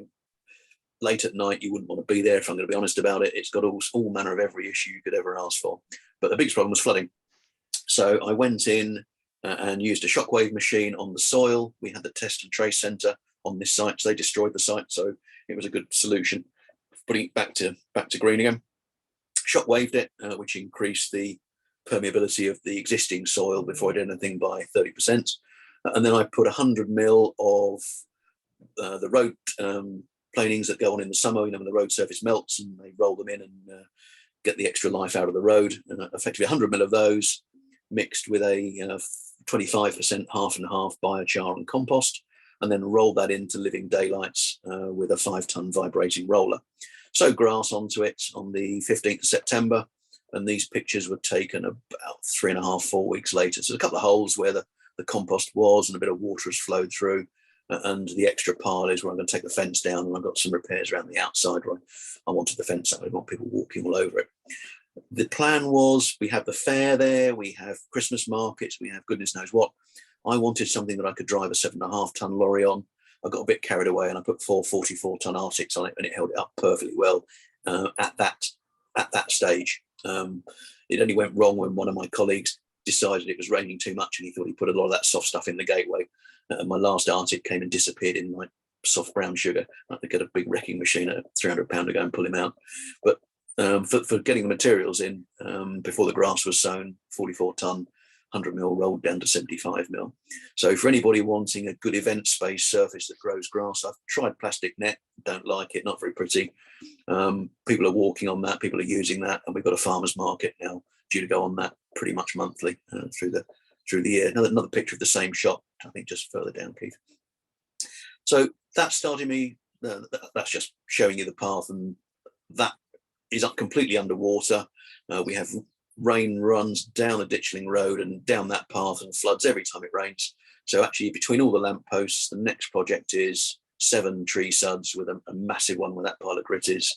I've got the trees have been delivered, and there's a absolutely amazing contorted willow going into probably a 40-45 cubic meter pit, and then the rest I'm either going to have a little play with some cross-shaped ones which give me better leverage, and the same root area, or just the standard ones. I've done the 3x4 meter, 1.2 deep, and then we'll just see what happens with those. I've got some very nice Judas trees going in there, so it should look quite nice with the planting.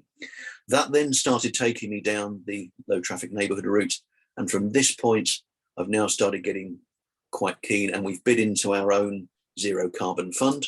So I've got £150,000 to start playing with some more Stockholm tree pits in the areas where they cross over in flood areas between parks and highways. Highways are now getting very excited by the design, and we've got one area where we're going to trial. I've got about 5-6 different pits, build out designs, electric charging point designs, cycle hanger designs that are going into one of our roads where you couldn't get a double buggy down it. The root lift is so bad in the pavement, so we're going to have to get rid of all of that and then start to build out. But ironically, when we decided to do that project, I found at the very bottom of that road a mature line of elms where somebody 100 years ago has had exactly the same thought, done it, and you can see it already works, and the trees and all the elms are super healthy. So The next part from then getting the approval of our internal money is to say, how do we scale this up to the living, the low traffic, the livable neighbourhoods, the low traffic area. And 2 bids have gone in, one to the lottery fund that have an environmental scheme that want to have a community involvement. So we're looking at a very ancient housing stock, heat island problem that sits right over the top of our flood risk map. And we're going to be putting as many of the flood risk tree suds in there if we get the grants.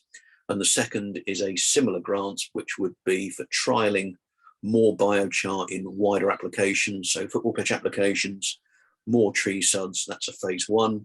And phase 2 would be actually building the biochar and timber processing plants themselves.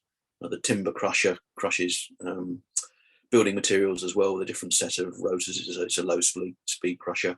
And the aim is then to actually sell out entire pre-mix lorries of the crushed concrete, biochar, compost mix for other authorities to come and plonk straight in their tree pits, because that's the biggest cost, the fiddle of mixing it all up. So I thought if we got all the raw materials being produced at the same site, it'd be quite easy just to have a nice easy handle. So that's at an absolute gallop from only a year ago, Sue, when you put me in touch with your colleagues to actually come up with these designs for getting the trees into the highways, looking at Bjorn's work, trying to find some funding, and then getting all the colleagues in one council who said, we need to do something different, but we don't know what, into a kind of common direction. And I think, fingers crossed, we're nearly there. That's me. Question. Great. Yeah, thanks so much, Mark. So that's a really great example, isn't it, of using somebody's research and learning, applying it to your own context and developing the learning along the way. So I'm going to be a really strict chair now because we're just about coming up to 10 minutes over time. And there has been one quick question here from Sue. So we'll let that one in before we move on to the next item. And Sue's saying that TDAG is producing a new set of technical drawings to accompany the revised manual for streets. And part of that is going to be a decision matrix. So she wonders whether you've got any thoughts about when and why you might use crates as opposed to the Stockholm method that you were talking about. Yes, so I thought that all the way through. I am not comfortable with crates in a highway for 100 years further down the line, but we've decided to use them where we've got wide pedestrian access, shopping precinct type pavements. Where we're building out into the roads, where I've got existing old fashioned, I will be using the Green Blue Urban tree, the route guides, because they're quick, they're easy, they're light. You just fill them with concrete and they work. I did use Ben Rose's in the trial, but they're very heavy. The quality was a little bit suspect and the delivery times were shocking. So I've gone with quick and easy.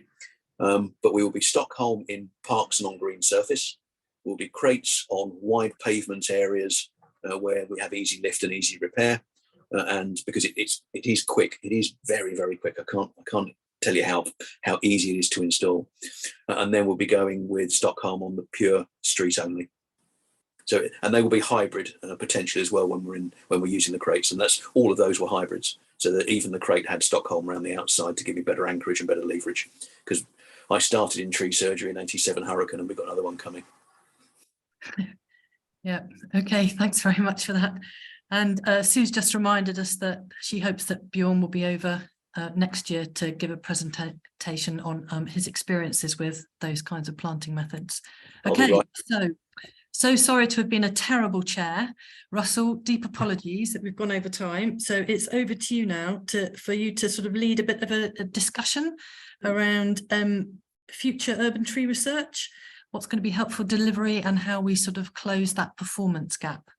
Wow, right, okay, so I was, well, thank you, Bianca, first of all, and thank you, Sue, for inviting me. I was sort of invited late on, and the way I'm going to sort of talk about the performance gap, and can everybody hear me, hopefully, was to talk about a massive performance gap that we've got, and if there's any time to go on to a research strategy that we've got. And first of all, to answer the we, my name's Russell Ball, and I'm the founder of a registered charity called Fund for Trees. We were founded back in 2011, and we basically raise money in the UK to fund UK research. So and we have a research strategy that does that for us, that guides our decision making. And as many of you may know, we frequently organise tree planting events in schools with children to actually spread the message of how trees are good and how they serve us with many benefits.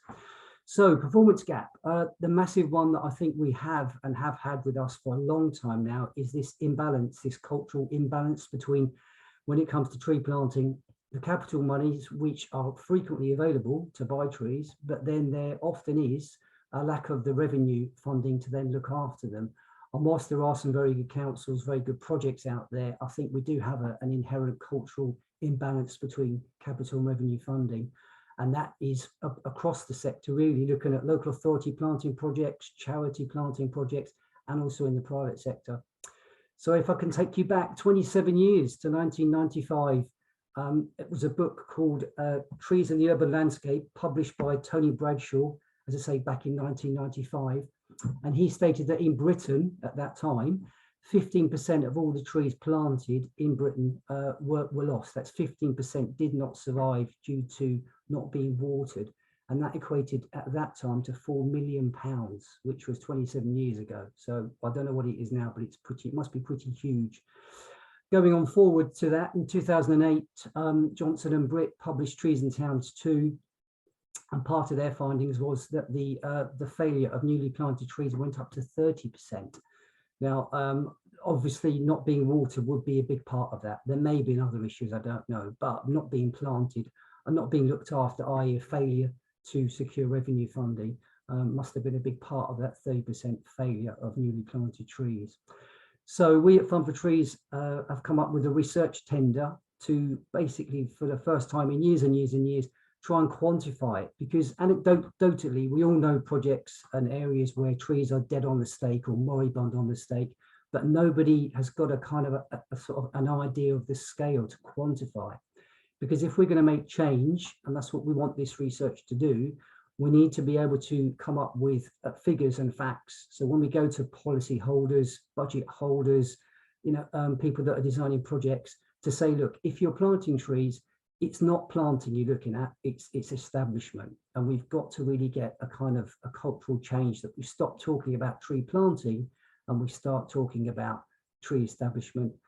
And moving forward to that, from that, we figure that it's got to be some sort of annual campaign with industry partners like TDAG, the Tree Council, the ICF, the AA, to constantly remind on a yearly basis, if you're looking at tree planting, you should be looking at tree establishment, and you should be looking at a balance between capital monies to buy those trees and revenue monies to look after them for 2, 3, 4, 5 years. So that was the research tender, and we're working with a company at the moment in getting that research tender submitted. But as part of that, Daisy Brassington from Crown Tree Consultancy went to the recent National Tree Officer Conference in Telford, and that was a bursary that we funded for her. And while at the conference, she had this online survey for tree officers. Basically, it's kind of an attitudinal survey, just to kind of find out, litmus test what the attitude towards this was. And the two-pronged approach to that was to say to the tree officers, do you have a post-planting maintenance program? Hopefully they do, but we figure in many cases, through no fault of their own, they probably don't. And then if they do have a post-planting maintenance program, how satisfied are they with the amount of revenue funding, going from dissatisfied to very satisfied? So Daisy is busy collating that survey, and if you have not taken part in it, and I'll post it on the chat now, so if you have not, and you were a tree officer, understand there were 100 there, if you attended the conference in Telford, could you please make sure that you fill out that survey? We'd like a very good response rate. So that's it really in terms of that performance gap. So if there's any debate on that, but I think we know the problem. I mean, there is a big problem with the imbalance between capital monies and revenue monies when it comes to tree planting and establishment. So just as a bit of a plug, we at Fund for Trees have just upped our grant funding from, well, up to £10,000, which we know is not massive, but we figure could actually bring in seed monies attracted to that. So performance gap, I mean, I discussed this with Sue before. We, as in Fund for Trees, actually funded a what don't we know in terms of research. It was headed up by Roland Enos at Manchester University, and maybe Sue just posed the question that maybe we should revisit that to see where the gaps still lie. We've got money, we can ally ourselves with other key research funders to see where we might start to plug those gaps. I mean, we've got a research strategy which is quite wide-ranging into 3 silos. I've got it here just to read. One of the silos is green infrastructure, the other one is tree establishment, which I've just talked about, and the other one is benefits.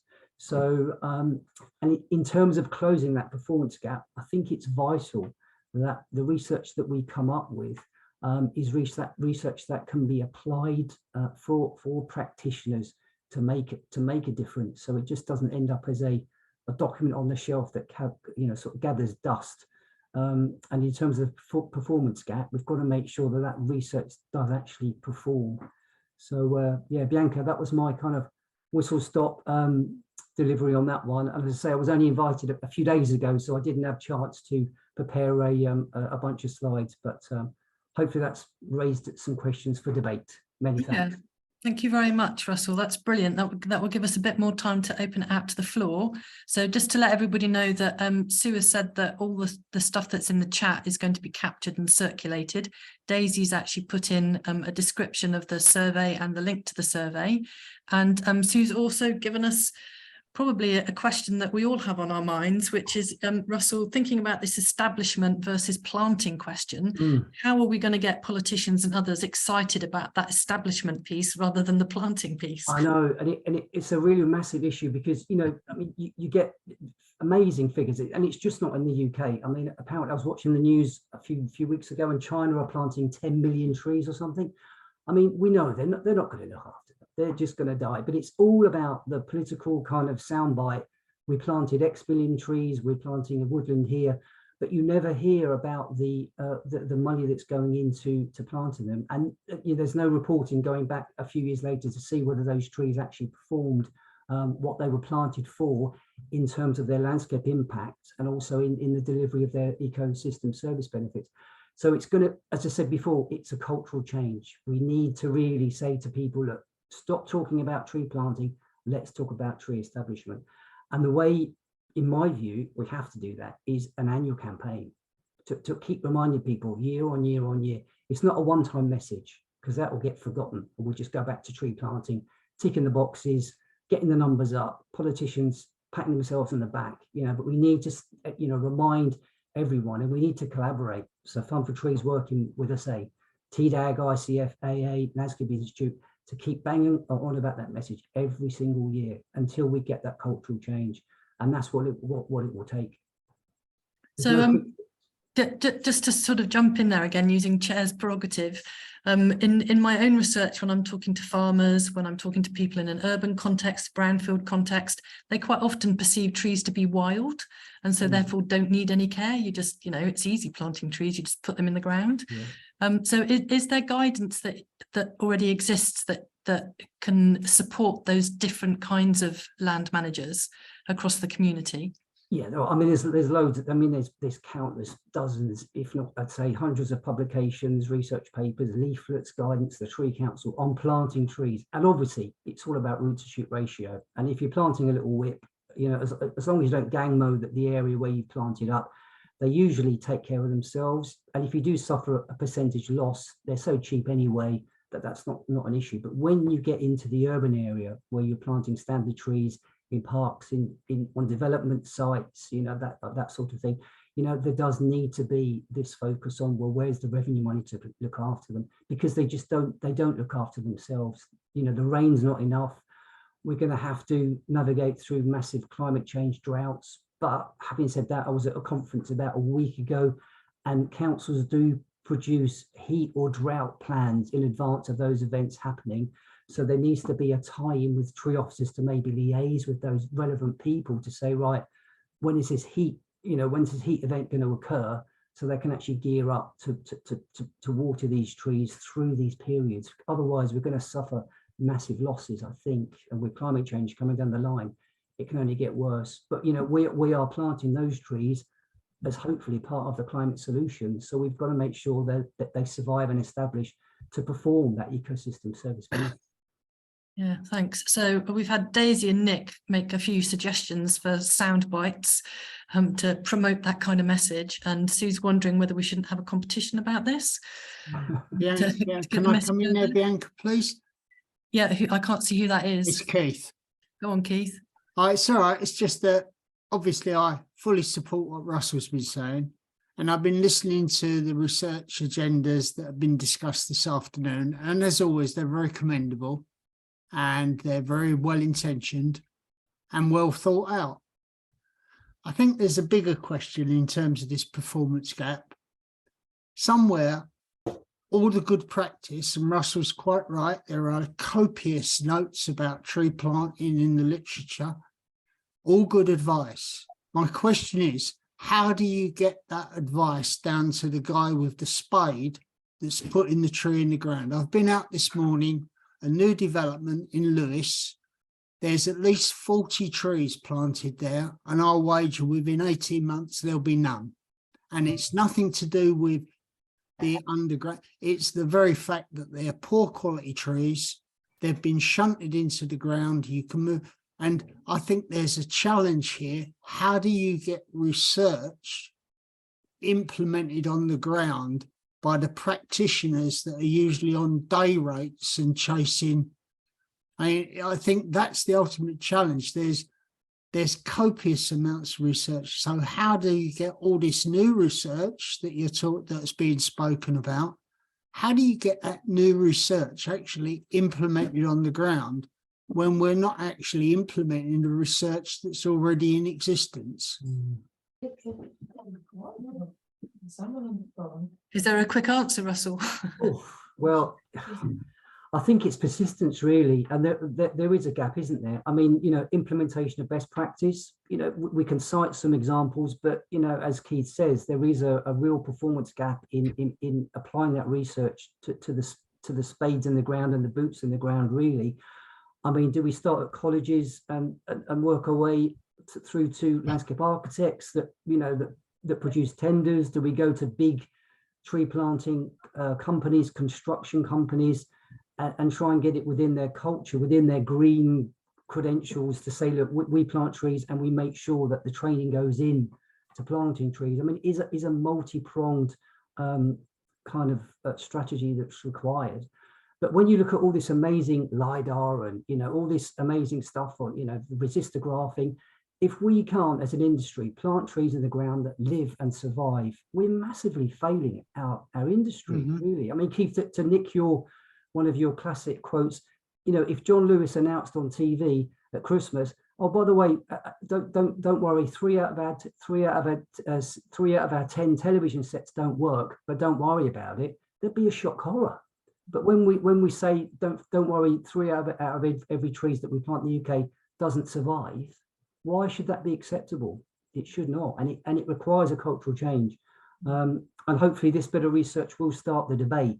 This crucial thing that and the other thing is maybe don't plant as many trees, but the ones that you plant, give them the top care that you need. So we're not scattergunning trees all over the countryside. We're planting less, but we're looking after more. Okay, good point. So Catherine's had her hand up patiently there. Catherine, over to you.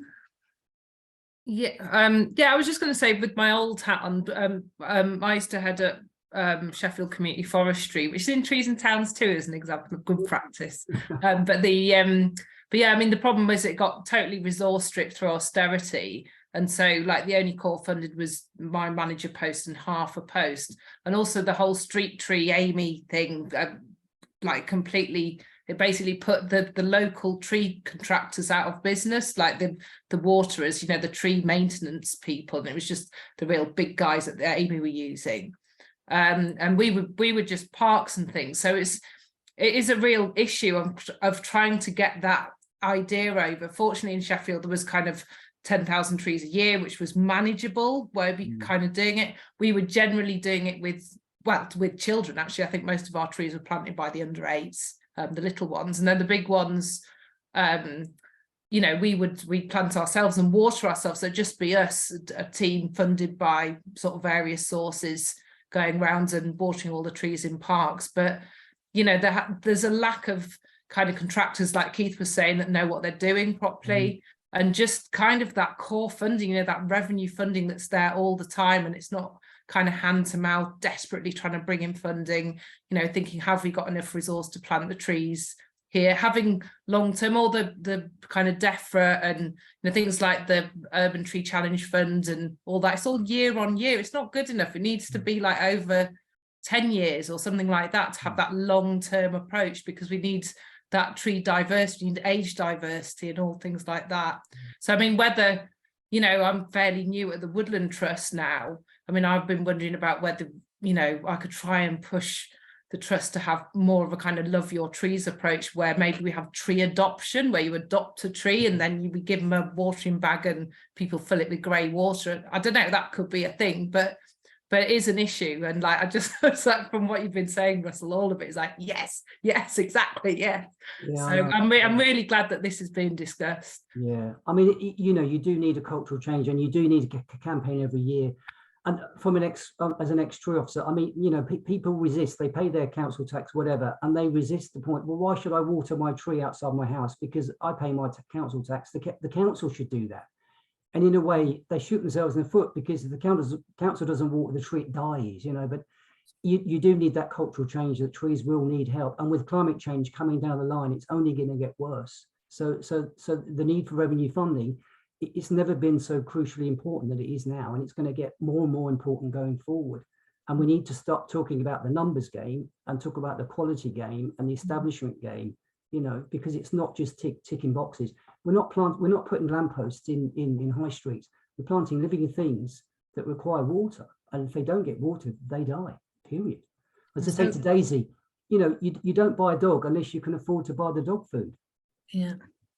We're raising a storm here, Russell. We've got comments coming in the chat, left, right, and centre. We've got loads of hands going up.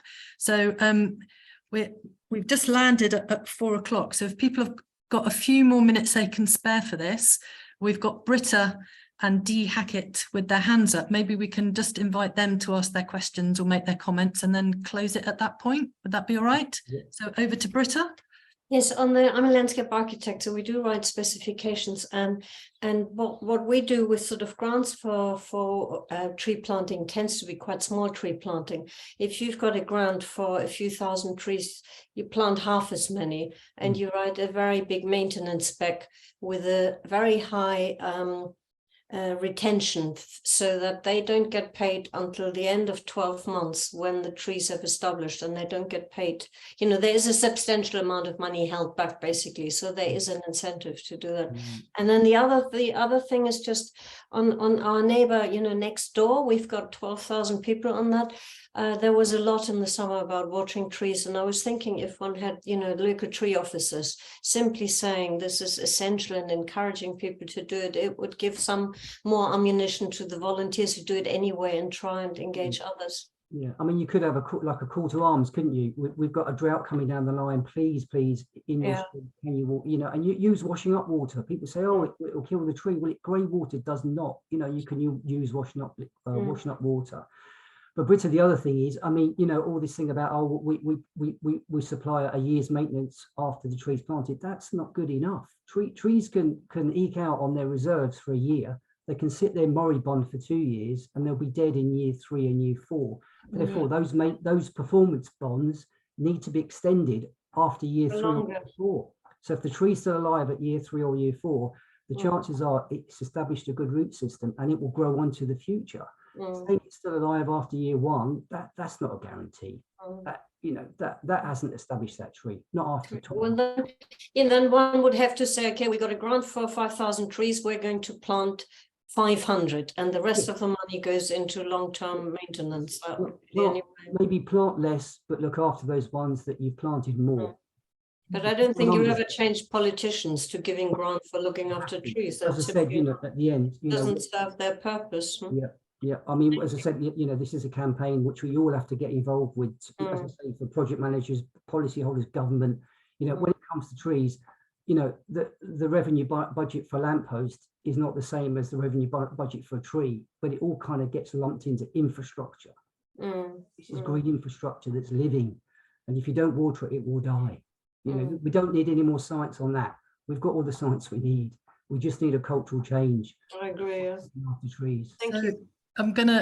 Thank you. I'm going to swiftly go over to D Hackett, and I'm sorry, D Hackett, I don't know whether the D stands for Dave, and I thought you were going to be the last word, but Mark's also put his hand up. So are we going to allow Mark to be the last word, or are you going to be the last word? Go on. Oh, well, I'll be very quick if that helps. Go on.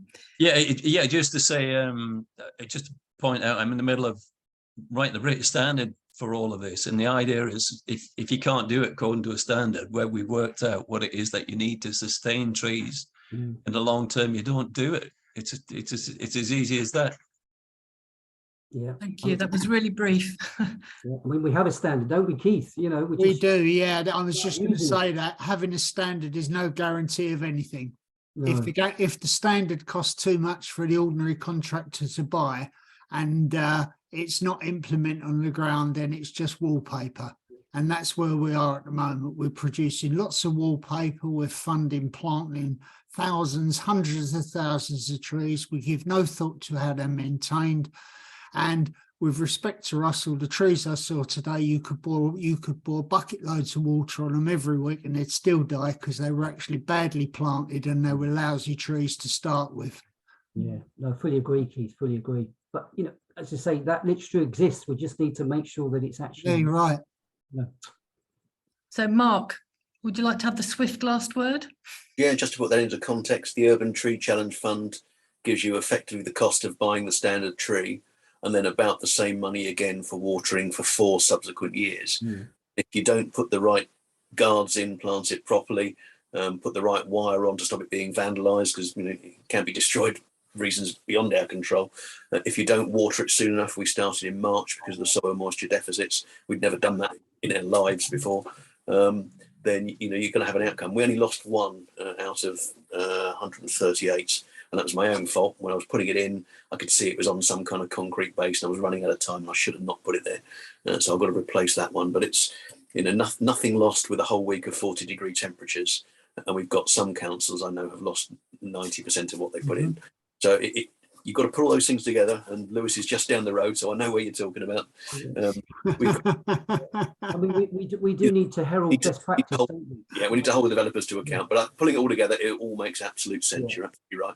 Yeah, but Mark, we need to maybe, you know, push out as part of that multi-pronged campaign, you know, to demonstrate, highlight and promote best practice and where it works, like TDUG does with its documents, and say it can be done and it's relatively simple to do.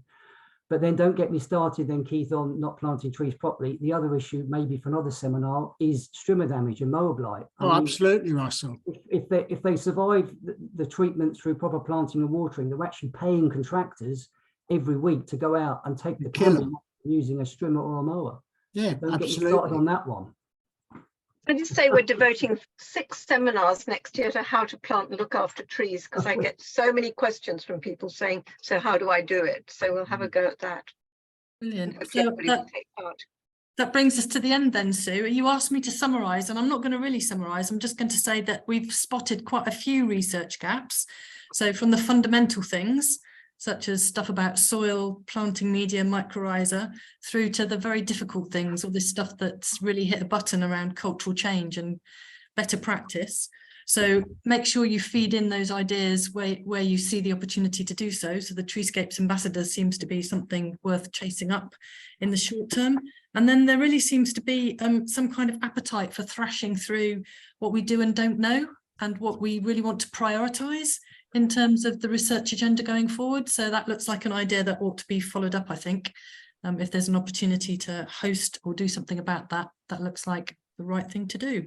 That's it. So that's the end of my stint. Thank you very much. Over to you, Sue. And Bianca, just to say thank you very much. Please note, everybody, our next session is on the 7th of December and it's on soil. So thank you, everybody, for attending today. Bianca, thank you so much for chairing it. Needed somebody who understood research to chair it so effectively. And there's obviously lots and lots of work still to do. So we mustn't get disgruntled and disenchanted. We just have to keep pressing on. So thanks everybody and goodbye. Thank you.